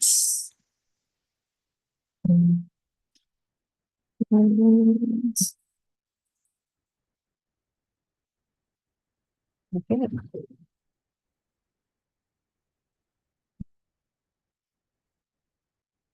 So what I wanted to go over with everybody is sort of just like the current financial context, like what's happening in the world right now and what's happening with school districts.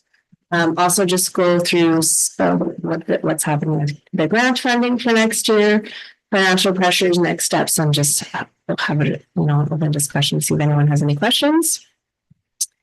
So some things I wanted to bring to your attention. So as of right now on the Bank of Canada's website, I think the last update they had, inflation was hovering at around 2%. So that's straight off the Bank of Canada's website. And I think that update was as of January. Consumer price index increase from the year 2023 to 2024 in BC, it was up by 2.65%. We won't know. I just wanted to show you, like in comparison to inflation, it's actually higher than that, higher than the inflation. And so when I show you the 2% inflation, that's like across all of Canada. So the BC one's a bit higher. At the moment, we don't know what's happening with tariffs and how that's going to affect us because a lot of it is still unknown. So there's a lot of uncertainty. And what we do know is that the BC provincial government has a large deficit. So for next year, our per student amounts increased by $100. So as you can see, it's only gone up 1.1%. So it's not meeting inflation. Keeping up with inflation. It's not keeping up, yeah. And you'll see that trend as I go through the other increases here coming up. It's the same here with inclusive ed funding. It's all hovering around 1.2% increases for level 1, level 2, level 3. For the one that's a little bit different and surprising is the government gave us extra money for Indigenous education councils. For those of you that don't recall or wondering what that is, that's for school districts to meet the requirements of implementing Bill 40, which means that every school district has to have an Indigenous education council. So our amount went up almost 12%. And our targeted funds also only went up 1.1% per student. And that's going to probably leave us in a bit of a tricky situation because a lot of the targeted funds pay for Indigenous support workers, and they're having cost of living increases. So it's going to be a little bit tricky to balance. So we'll have to see what that looks like for next year. Do we generally have surplus in that, or are we? So we have, it's a good question. So there was one year that the South was doing a really good job of spending. And so when I say the South, it's Squamish Nation. They were doing a really good job of spending everything. And because they were giving their support workers really good increases. And so I'd have to see what the South looks like. The North typically has quite large surpluses, so I'm not too worried. But yeah, so hopefully we'll see what the South looks like. I think it's going to be okay though. Okay, but we'll see. And I'll just interject to say it's about staffing. Of course, we'd love to support the North and what the Indigenous Education Council would like to do the spending on. So often it's positions for support for kids. And if they're unable to fill because they hold the contracts, of course, then they're maintaining that salary or portion of that salary as part of the funds they haven't spent. But ideally, it is a zeroed out budget because we've spent the money to support the kids that year. So we don't want to rely on surplus, of course. And we would love to spend it. I'm sure that I shouldn't say we. I apologize. I suspect the Indigenous Education Council, their preference would be to spend the full fund each year.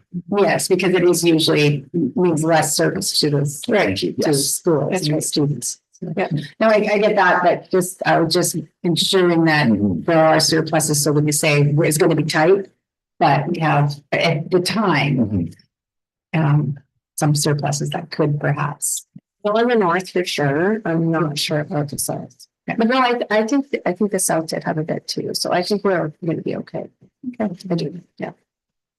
But in the future, if this trend continues, it's going to get trickier and trickier. Okay, the next one. So Ian's going to speak to this. He'll go over like our annual facilities grant in a bit, but I just wanted to point out that our annual facilities grant is used to update our facilities and do projects across all of our facilities. And as you can see, there was no increase in the amount we received for annual facilities grants. And actually, these are the kind of projects that are significantly impacted by inflationary costs and tariffs. Yeah. So that's disappointing, and that will have an effect on our school district. So we'll have to see what that looks like. And then a couple of other special purpose funds. So we have Community Link. There was no increase for that. That helps support vulnerable students. And that mostly goes directly to schools. And then the LIF, the LIF fund, this helps with additional teacher assistant time, and it's provides services for students. So there was a small, but the same 1.1% increase for that last year. And then Feeding Futures, which is great. We did see an increase for that. Because last year actually a slight decrease. So I'm happy to see that went up this year. And then so far the province hasn't announced anything for the affordability fund. So just some things I wanted to mention. So just to reiterate, the funding, keeping up with inflation or the consumer price index increases. There are no increases for some grants, such as annual facility grants and Community Link. And there's also been no funding to cover increased sick leave expenses or possible tariffs. So we have no funding. And so far, and silent on it? Silent on it so far, yeah. And just something to be aware of, our union agreements are expiring at the end of June, and so there's nothing in the funding for that at the moment either.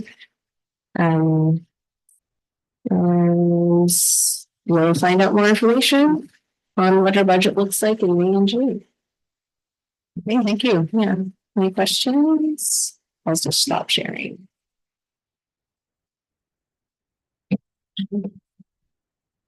Well, it looks like it needs to be very clear. Thank you, Danielle. So from there, we have, there are some attachments and correspondence for your review. No items for discussion. So that brings us to the policy motions I mentioned earlier. What?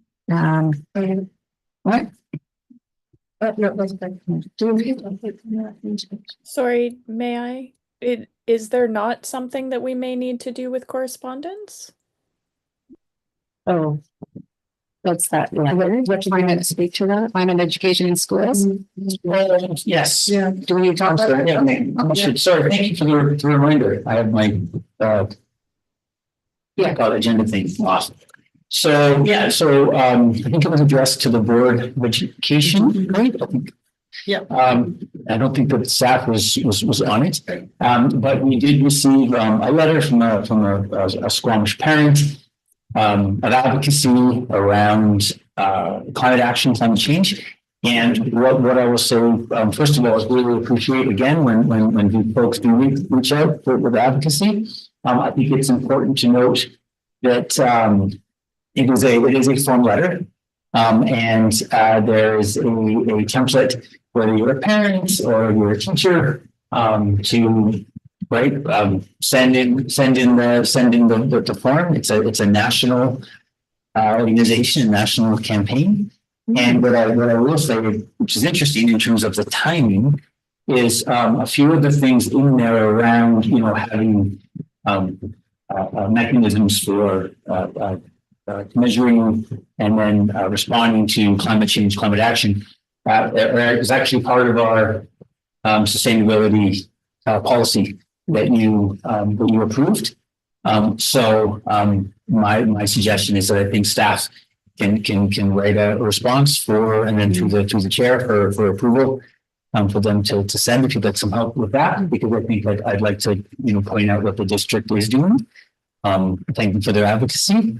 But again, I think it's important to note, without judgment, but just an objective fact that it is a templated form letter where you insert the name, insert your school district, and send it off. And we do receive a number of those. We have received a number of those through different times, but I again still appreciate the care that went through it, because I appreciate parents caring for the children and for their children's future during climate change. Yeah. As it came to the board, then I would suggest that maybe something can be drafted for my signature. Yes. Celeste, I see your hand up. Yeah, no, I just wanted to say thank you. I was curious if the writer was going to get a response. I think it's important that we acknowledge this type of correspondence in our meetings, and welcome it, anyone who may want to send in a form letter or anything drafted otherwise. And it couldn't be more perfect timing given what we're discussing today. So thank you. Thanks, Celeste. Cynthia? I wonder too, in your response, because if you click on their link to it, there's a lot of information, and there's a lot of talk about how oil and gas industry is sometimes in some different provinces, in some different cases, contributing funds that are helping school districts to develop curriculum or buy materials or resources or whatever it is. And I know that's not the case in our school district. And so I wonder if in your letter, you could maybe even mention to the writer that you might want to forward this to maybe the Canadian School Board Association, because then they would have the mechanisms to distribute it across the country.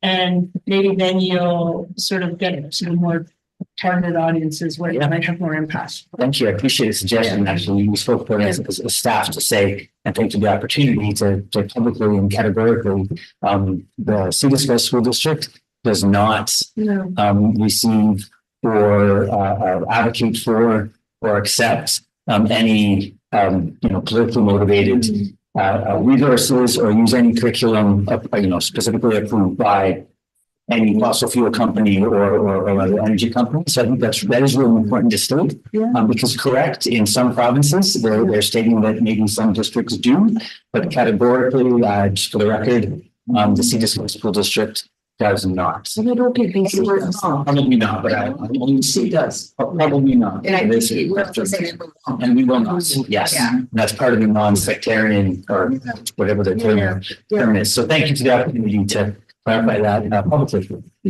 Yes. Cheers. Okay, so I will look forward to the response. Thank you. Okay, so now we can move on to policy motions. Do we need to speak to it at all? Because it was all reported in our earlier policy meeting. If I may, as I did in the public policy meeting, I do, for any public listening or viewing this later, I do want to thank those folks who took the time to respond to the opportunity to provide input into the environmental sustainability policy. We really, again, appreciate the engagement. Okay. Thank you. With that, there's a recommendation. Yeah, so go ahead. That the Board of Education approves policy 401, senior management and district organization with changes as discussed in section 2.2, as well as housekeeping changes as discussed. Thanks, Melissa. A second for that. Thank you, Lisa. Any further discussion? Any objections? Abstentions? Okay, seeing and hearing none, that's carried. So that brings us to the environmental sustainability. Would you like to that as well? She's kind of already there. Yeah. Again, so take a look at the policy, and they are also take up to you to thank facilities director of facilities, because it's actually been ongoing work, and no, we don't always again communicate as best we can about the initiatives in the district, and that in the policy we will find links to two specific documents that do speak to our efforts to reduce carbon emissions, and just giving you a moment to speak to anything I'm missing in terms of those valuable documents. Yeah, no, we're referring to our climate action report, which we do annually, which we summarize everything that the district is doing to help reduce our greenhouse gas emissions, and we have to report that to the government annually as a government entity and a large emitter, a medium-sized emitter. And then the other document is our strategic energy management plan, which is updated annually. And it goes over all the projects and programs that we do to try and reduce our greenhouse gas emissions and our overall energy use in all of our facilities. So it touches on things like electrical lighting upgrades, optimization of HVAC equipment, which is typically electrical controls, so not specifically benefiting greenhouse gas emissions. And then it also speaks to things like our boiler plant upgrades, where we take out old atmospheric boilers and put in new condensing boilers to be more energy efficient. And that is updated every year. And as technology evolves, it gets added into the energy management plan. And then it also maintains a project list of, so what's next? What are we planning to do next? And that would be summarized in that document. And it's been ongoing since I came on board here. We've had the SEP going for 10 years roughly now. And same with the carbon neutral reporting. We've been required to do that for about 10 years also. So I think we clarified too that the reports are usually for a year. So folks come in, you're not going to necessarily see the 24, right? Yeah. That's still it'll be some of them are 23 because it's and one of them comes out in June of the previous year. So June 2024 will come out in June 2025. Yeah, so the SEP is if somebody was to look at their website right now, they would see last year's strategic energy management plan. So it would be the 2024 edition. The carbon neutral reporting is always a year behind. So it's the official sign off happens in 2024, but we're signing off for initiatives and reduction programs that we did in 2023. Right. So that's the official sign off that would also be attached. So it might be a little bit confusing because it does show our reporting year as being the 2023 reporting year signed in 2024. So it looks like we're behind, but we're not. We're aligned with the government reporting for that. Right. And so this year's sign off would be signed in 2025, but we'd be signing off for reporting year of 2024. So it looks like, again, like we're a year behind, but we're not. You did a far better job. I tried to extend. Lisa had the question earlier in the committee or in policy committee, so thank you. What he said. There you go.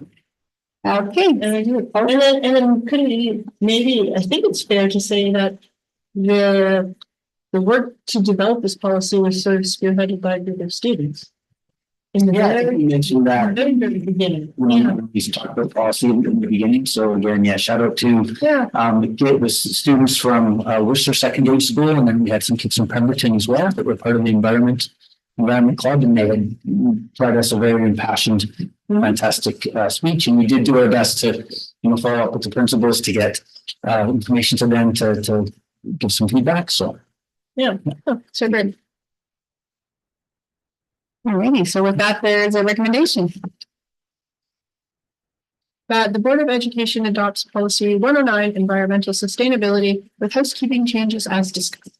Okay, Cynthia, second for that. Thank you, Melissa. Any further discussion? Okay, any objections? Abstentions?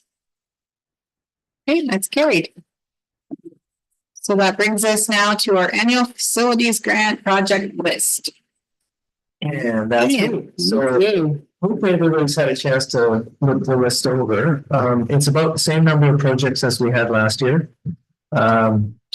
So it's a shorter list than we've had traditionally. Other years we have had very long lists. This one is fewer projects but higher dollar amounts assigned to a number of projects. So I think with the list, if everybody's had a chance to look at it, I'll just focus on some of the larger projects, if that's okay. Would you like us to bring up the list on the screen, or? We can, for sure. For any of the public that are observing, perhaps. Yes.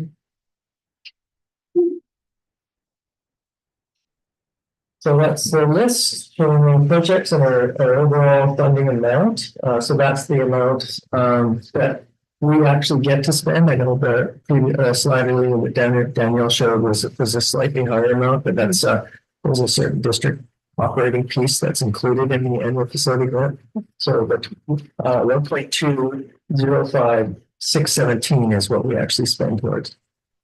So yeah, getting back to the list, a couple of some of the larger projects that we're looking at this year are some functional improvements in our schools. So the first large one is at Howesound Secondary, and it's a functional improvement where we're going to adjust the library space to accommodate 2 classrooms, and that is estimated to come in around $200,000. So we're looking at doing that project this summer, and doing it in such a way that once we're past this, the growth pressures we see coming at Howesound Secondary, we can unravel this project and restore the library back to its original space. So it'll be designed that way such that it can be taken apart. Whether it actually is, that would, it might be a great space once it's built, and we don't really do that. So it gives us some options.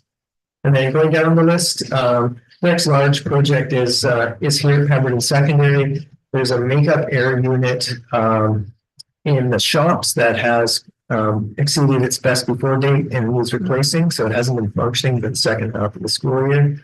And so that will be replaced this summer. It's been a significant piece of infrastructure at $150,000. Next on the list of larger projects is we're replacing windows at Stathis, the programs of choice and cultural journeys in Squamish. And that targeted window replacement is $210,000. Down the list again for a larger project, we're doing some more functional improvements at Valley Cliff. We're going to create a kitchen space at that school. There isn't one currently at Valley Cliff, so we've allowed $100,000 to facilitate that renovation.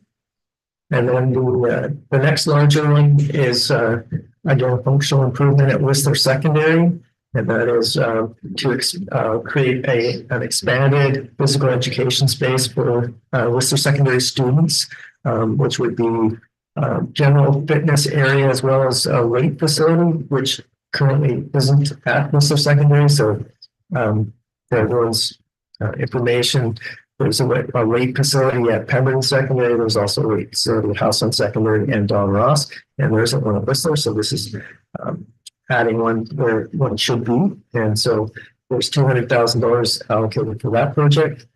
And then the last big one was a bunch of air handling units, 5 of them at the school board office.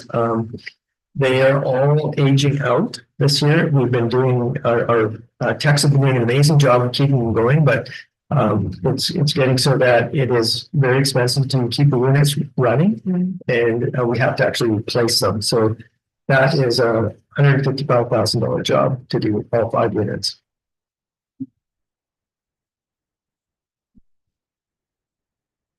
So I'm open for any questions. If anybody has any questions on any of the projects.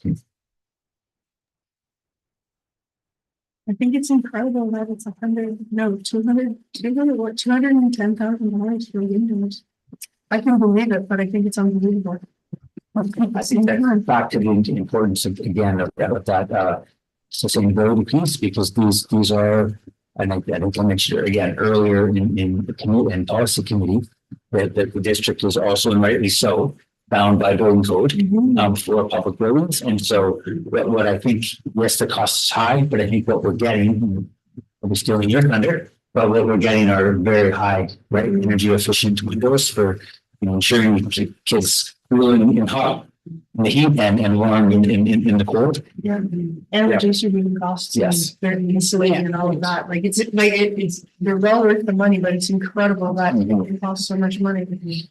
And it's all step code. I see Lisa and then April. Lovely report as always, Ian.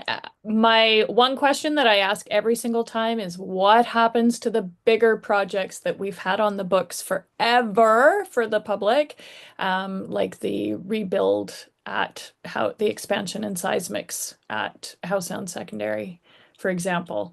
So are those still on the books somewhere, hoping that they're going to approve us at some point in time?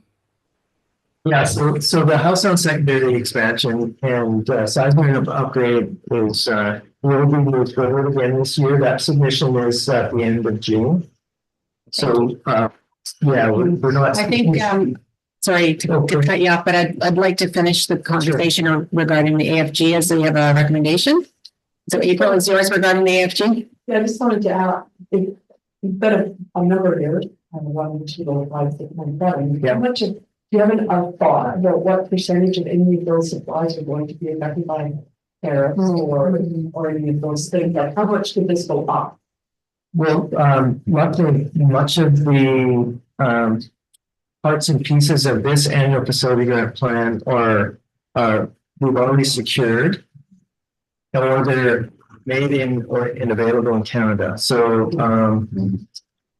the makeup air handling unit is already ordered. So we've got that under the tariffs, and that would have been one item that would have been affected. That's a fairly significant piece. So you could think about adding 25% of that would have been payable for us. But the other functional improvements are involving mostly finishes, and flooring is available. The basic building materials for these renovations are available and shouldn't be affected by the current tariff issues. We're not doing anything in steel. The biggest impact would be on our HVAC projects, and luckily, we'll speak to that next on the approved capital projects. But we pre-ordered a bunch of the HVAC equipment for a big renovation or update at Statman's coming up this summer. And those units could have been affected by tariffs, but we've actually got them already. So they're on order in Canada. Yeah. Okay. Any other questions about the AFG? I don't see any. So with that, where am I? There's a recommendation.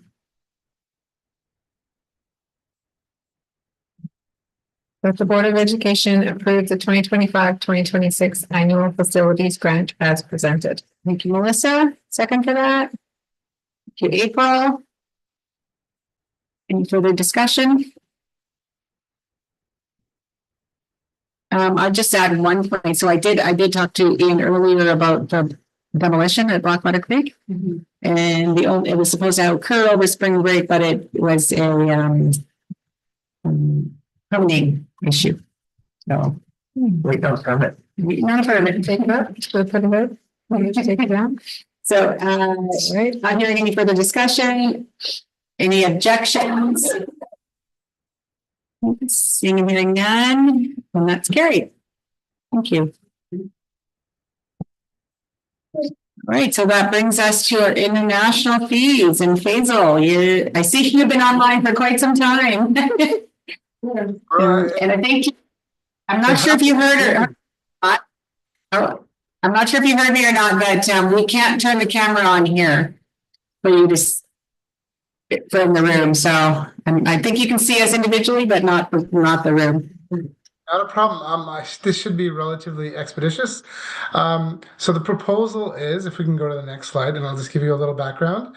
In 23-24, we increased homestay fees from $1,200 to $1,400 in Squamish and in Pemberton, representing a 17% increase.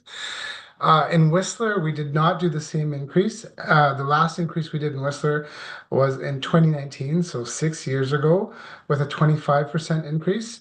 The proposal I'm making now is that we do a cost of living increase. It's not really an attraction increase. It's just to keep up with cost of living of a 10% increase for 26-27.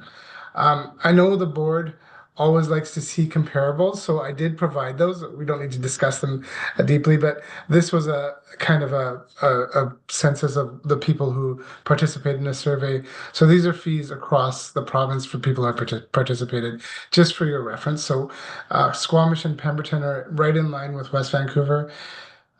Whistler is still the most expensive, but it was to start with. So those are kind of comparatives, and there's tons of data which I can show you later on. But that's in short the proposal. Are there any questions? See any hands up online? So, April? Yeah, I think I brought this up at the last meeting. I can't remember or what, but I know there was some answer to it, but I wasn't sure that it was. Anyway, I think that, Whistler is obviously the most expensive, but I think the biggest problem with the homestay is the uncertainty of it. And I mentioned this at the last board meeting that if a student, for whatever reason, goes home, whether it's because they've been sent home or because they go home for personal reasons, the homestay parent is out that money for the rest of the year. And if they're in a situation where they are counting on that money for rent or for mortgage payments or for whatever it is, when that happens, the uncertainty of the program, we're going to have a hard time continuing to make homestay parents. Now I know that that things are going to be different next year in that regard, but it worries me. Like I don't think the amount, like increasing it from 14 to 16 or whatever the increase was, I don't think that's going to address the problem. So I don't think that is the problem. I think the problem is the uncertainty of having a homestay student. If you are relying for that on that money for your mortgage or your rent, if you're not, fine then, but a lot of people are. I don't think it fixes the problem. That's what I'm trying to say, April. Well, that's a great point. And just to put this in a percentage point of view, that situation which happened to you, unfortunately, happens. Oh, I wasn't necessarily talking. Sorry. Yeah, 2.5%. Go ahead. Sorry. Go ahead. It's important. Goodbye. Go ahead, Faisal. Sorry. So that situation, if I was to average the percentage over, it is a 2.5% rate over 5 years. So it's not super common, but it's something we do. We need to articulate to all parents. It's possible. What we do in almost all those situations is we finish the 2-week period that they. So if they finish on the 4th, we finish till the 15th. We try and give a little buffer, but it does happen in 2.5% of our cases where kids have to go home, are kicked out, or get sick, break a leg, all sorts of things. But that is a risk that homestay parents take, but it's not a huge percentage, 2.5. So just to put that into perspective. Not what I hear, but that's okay. Wait, so I think what you're proposing here is pretty much a cost of living increase for Whistler because they haven't received an increase in 5 years. Is that what you were saying? Right. And then if there's a greater issue to discuss about anything else, I think we should have that separately. Like if you're talking about this not fixing the problem, so first of all, let's identify the problem. Right, thank you. Right, and then we can look at a solution, but I don't think that pertains to our international fees for the coming year. Which is what he. These are homestay fees. They're not international tuition fees, they're homestay fees.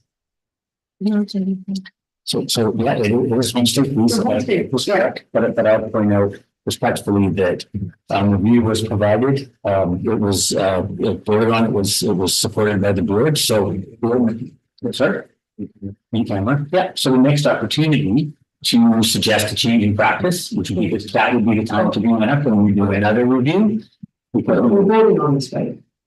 Well, you're voting on the homestay fees. Your suggestion about a change of practice would actually need to wait. So we do another review. I would actually do that for time to bring that up as a proposal.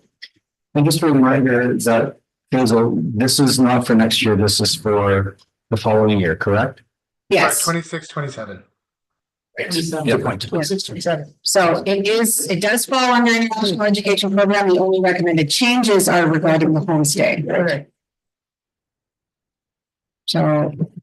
Is there a Yeah, there's one there. Yeah. But can I just have a quick? Yeah. Okay, so this increase, well, it's not huge. Is it going to deter people at all from choosing Whistler? Now our demand is, I'm gonna say it's about 20 times our supply in Whistler. 20 to 30 times our supply. So that's not a concern for me. Okay, thank you. Thank you. Sure, I'm happy to make the recommendation that the Board of Education approve the Archie's name is the 2026-2027 International Education Fee Schedule as presented. Thanks. Your name. Thank you, Lisa. Any further discussion? Okay, any objections? Abstentions? Okay, that's carried. Thank you, Faisal. Thank you, Faisal. Have a good evening. We did let him go home. I just want to make that clear. I'm still at the office. Sitting there. Thanks for your. Okay, so that brings us to school fees. Okay, so this is an annual item for the board. So the schools have submitted their proposed fees for next year. They've been provided for you. There's an elementary schedule. Most of these fees are, as you can see from the report, they're optional, and they are things like planners and school supplies and things like that. Apparently, only one school buys 3/4 now. It says optional purchase. And then we have the schedule for secondary schools, which includes programs of choice and special programs, fees and things like that. So there you have it.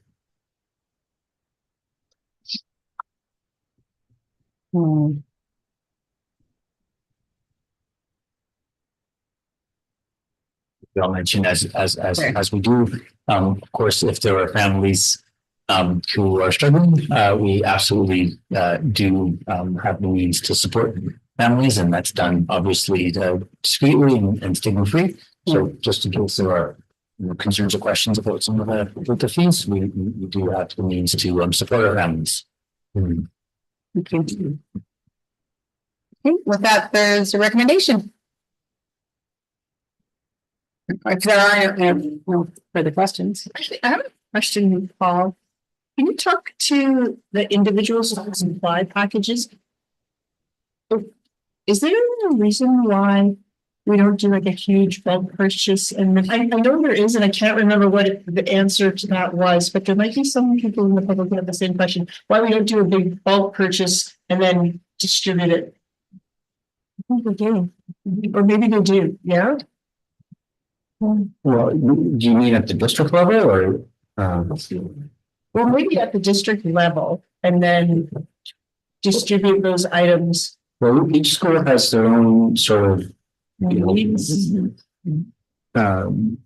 custom list, I guess. I mean, some schools have some items, some other schools have different items. And, you know, this practice goes way back. PACS got involved at one point. You know, some schools experimented with just charging a fee and then all of the supplies go into classrooms and the kids just use them when they need them and all kinds of, actually, I remember this was an issue at the Highlands when you and I worked together, and it's gotten to the point now, I think, where schools have kind of landed on, they provide an optional school supply package for parents, and they do buy the items. Sometimes they will work with a third-party company who provides the packages. But what they do is they do it on a not-for-profit basis. So the prices that you see are practiced, like in the past, there used to be fundraising campaigns with school supplies packages, but now the practice is we tend not to do that anymore. It's just cost recovery. Okay, that's great. That's a good answer. Okay, I think looks like we're probably ready for a recommendation. That the Board of Education approves 2025-2026 district elementary school fee guidelines as presented. Thank you, Melissa. Thank you, April.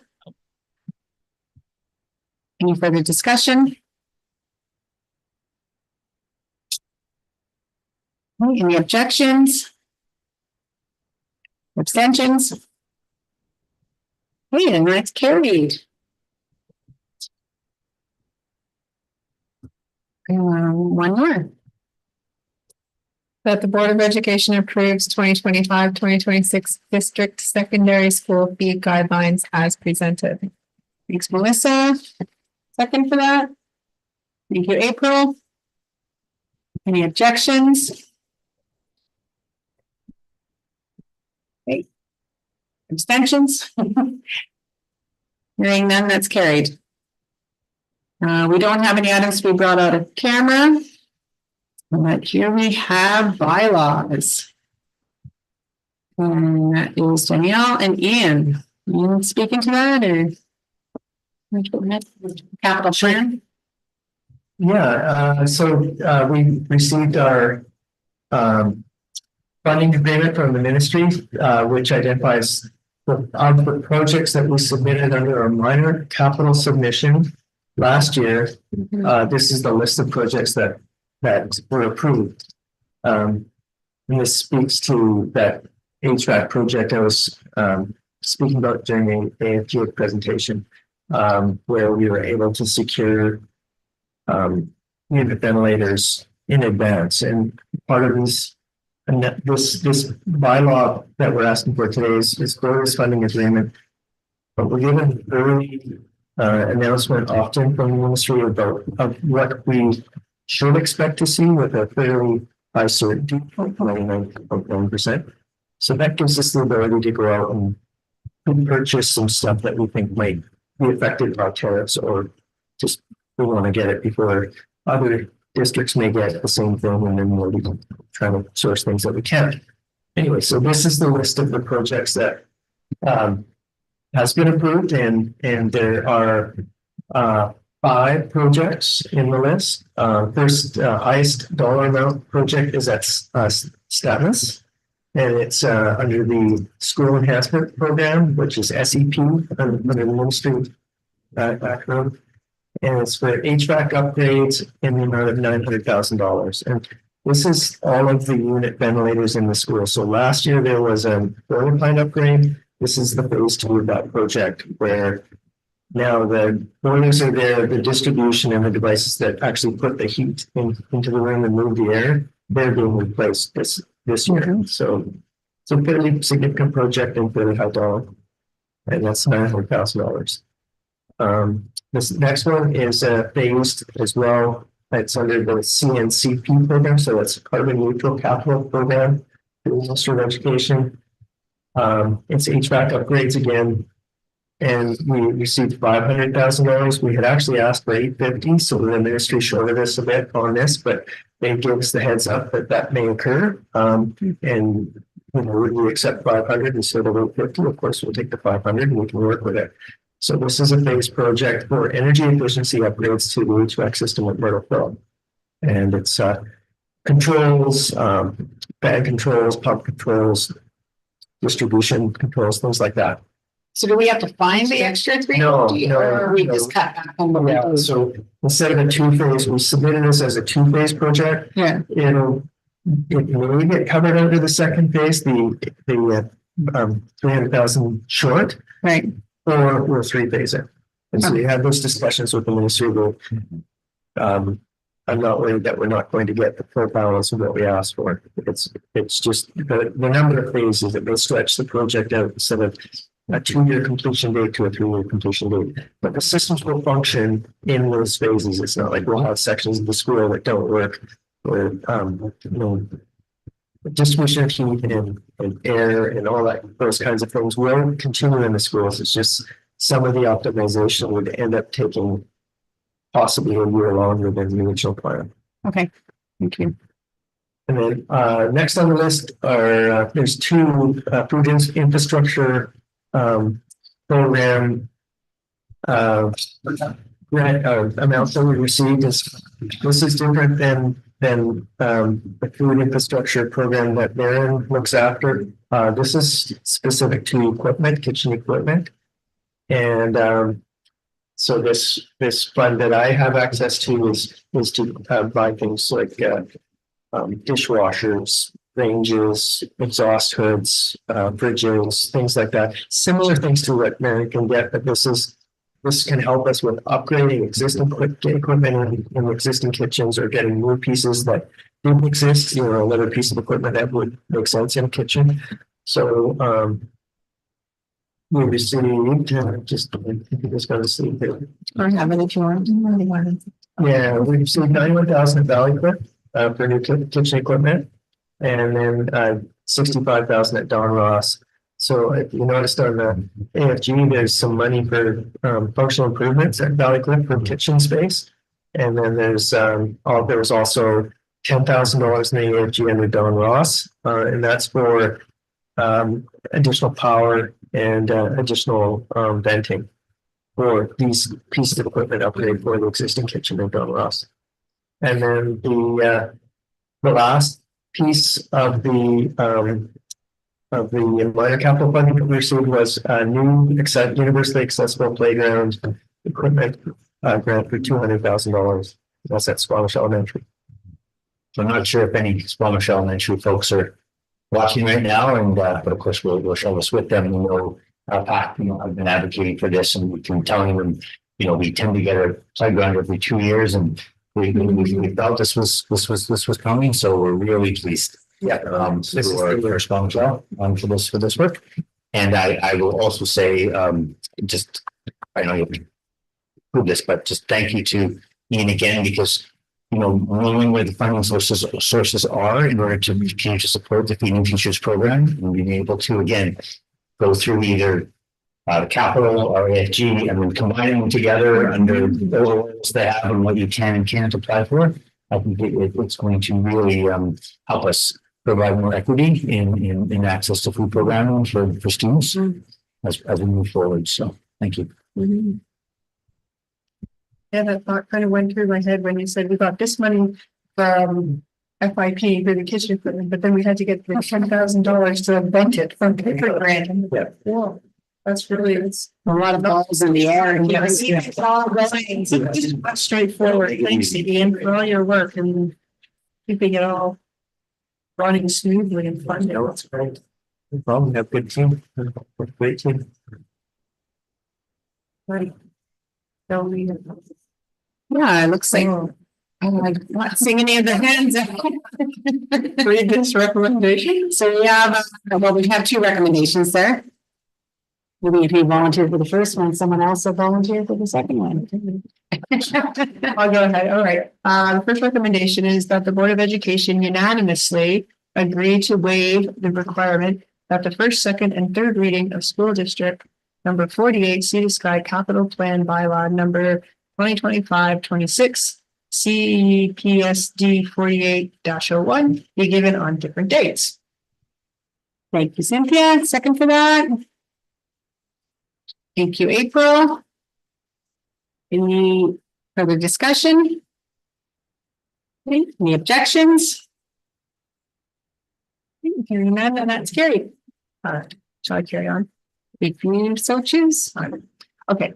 That the Board of Education give first, second, and third reading to school district number 48 Sea to Sky Capital Projects Bylaw number 2025-26 CPSD 48-01 as follows. Whereas in accordance with section 142 of the School Act, the Board of Education of School District number 48 Sea to Sky, hereinafter called the Board, has submitted a major capital plan to the Ministry of Education and Childcare, hereinafter called the Minister, and the Minister has approved the capital plan or has approved a capital plan with modifications. Now, therefore, in accordance with section 143 of the School Act, the Board has prepared this capital bylaw and agrees to do the following. A, authorize the Secretary Treasurer to execute a capital project funding agreements related to the capital projects contemplated by the capital plan or the capital plan with modifications.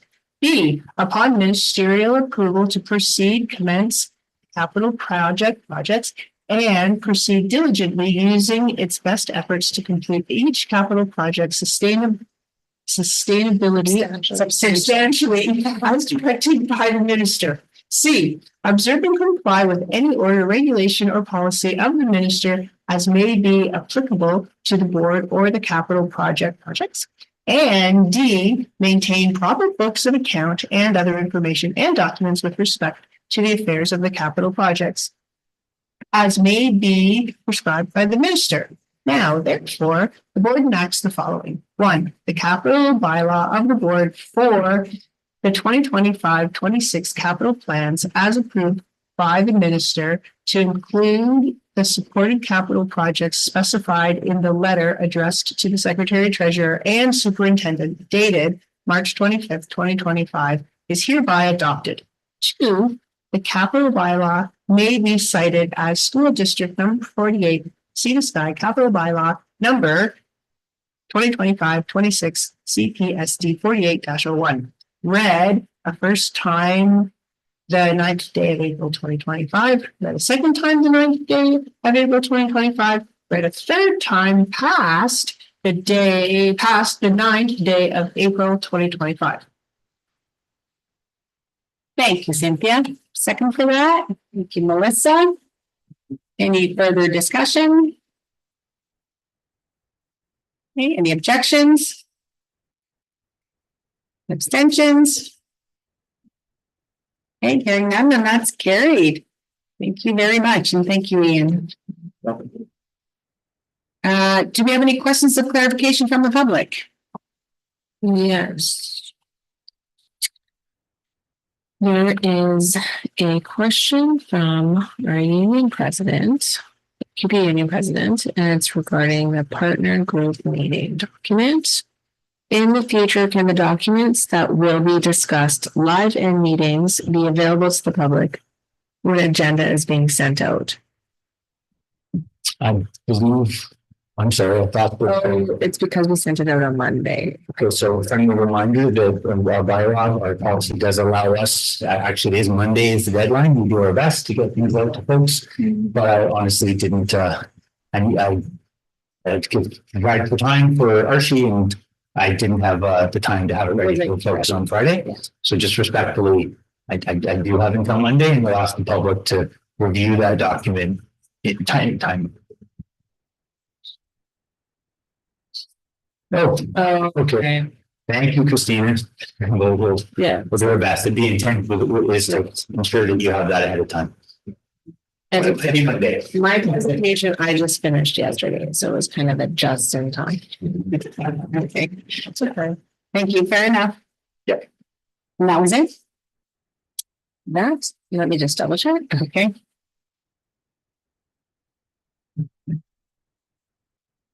Yes, that's it. All right, so with that, then, I think we have concluded the business of this agenda, 8:45, and we are adjourned.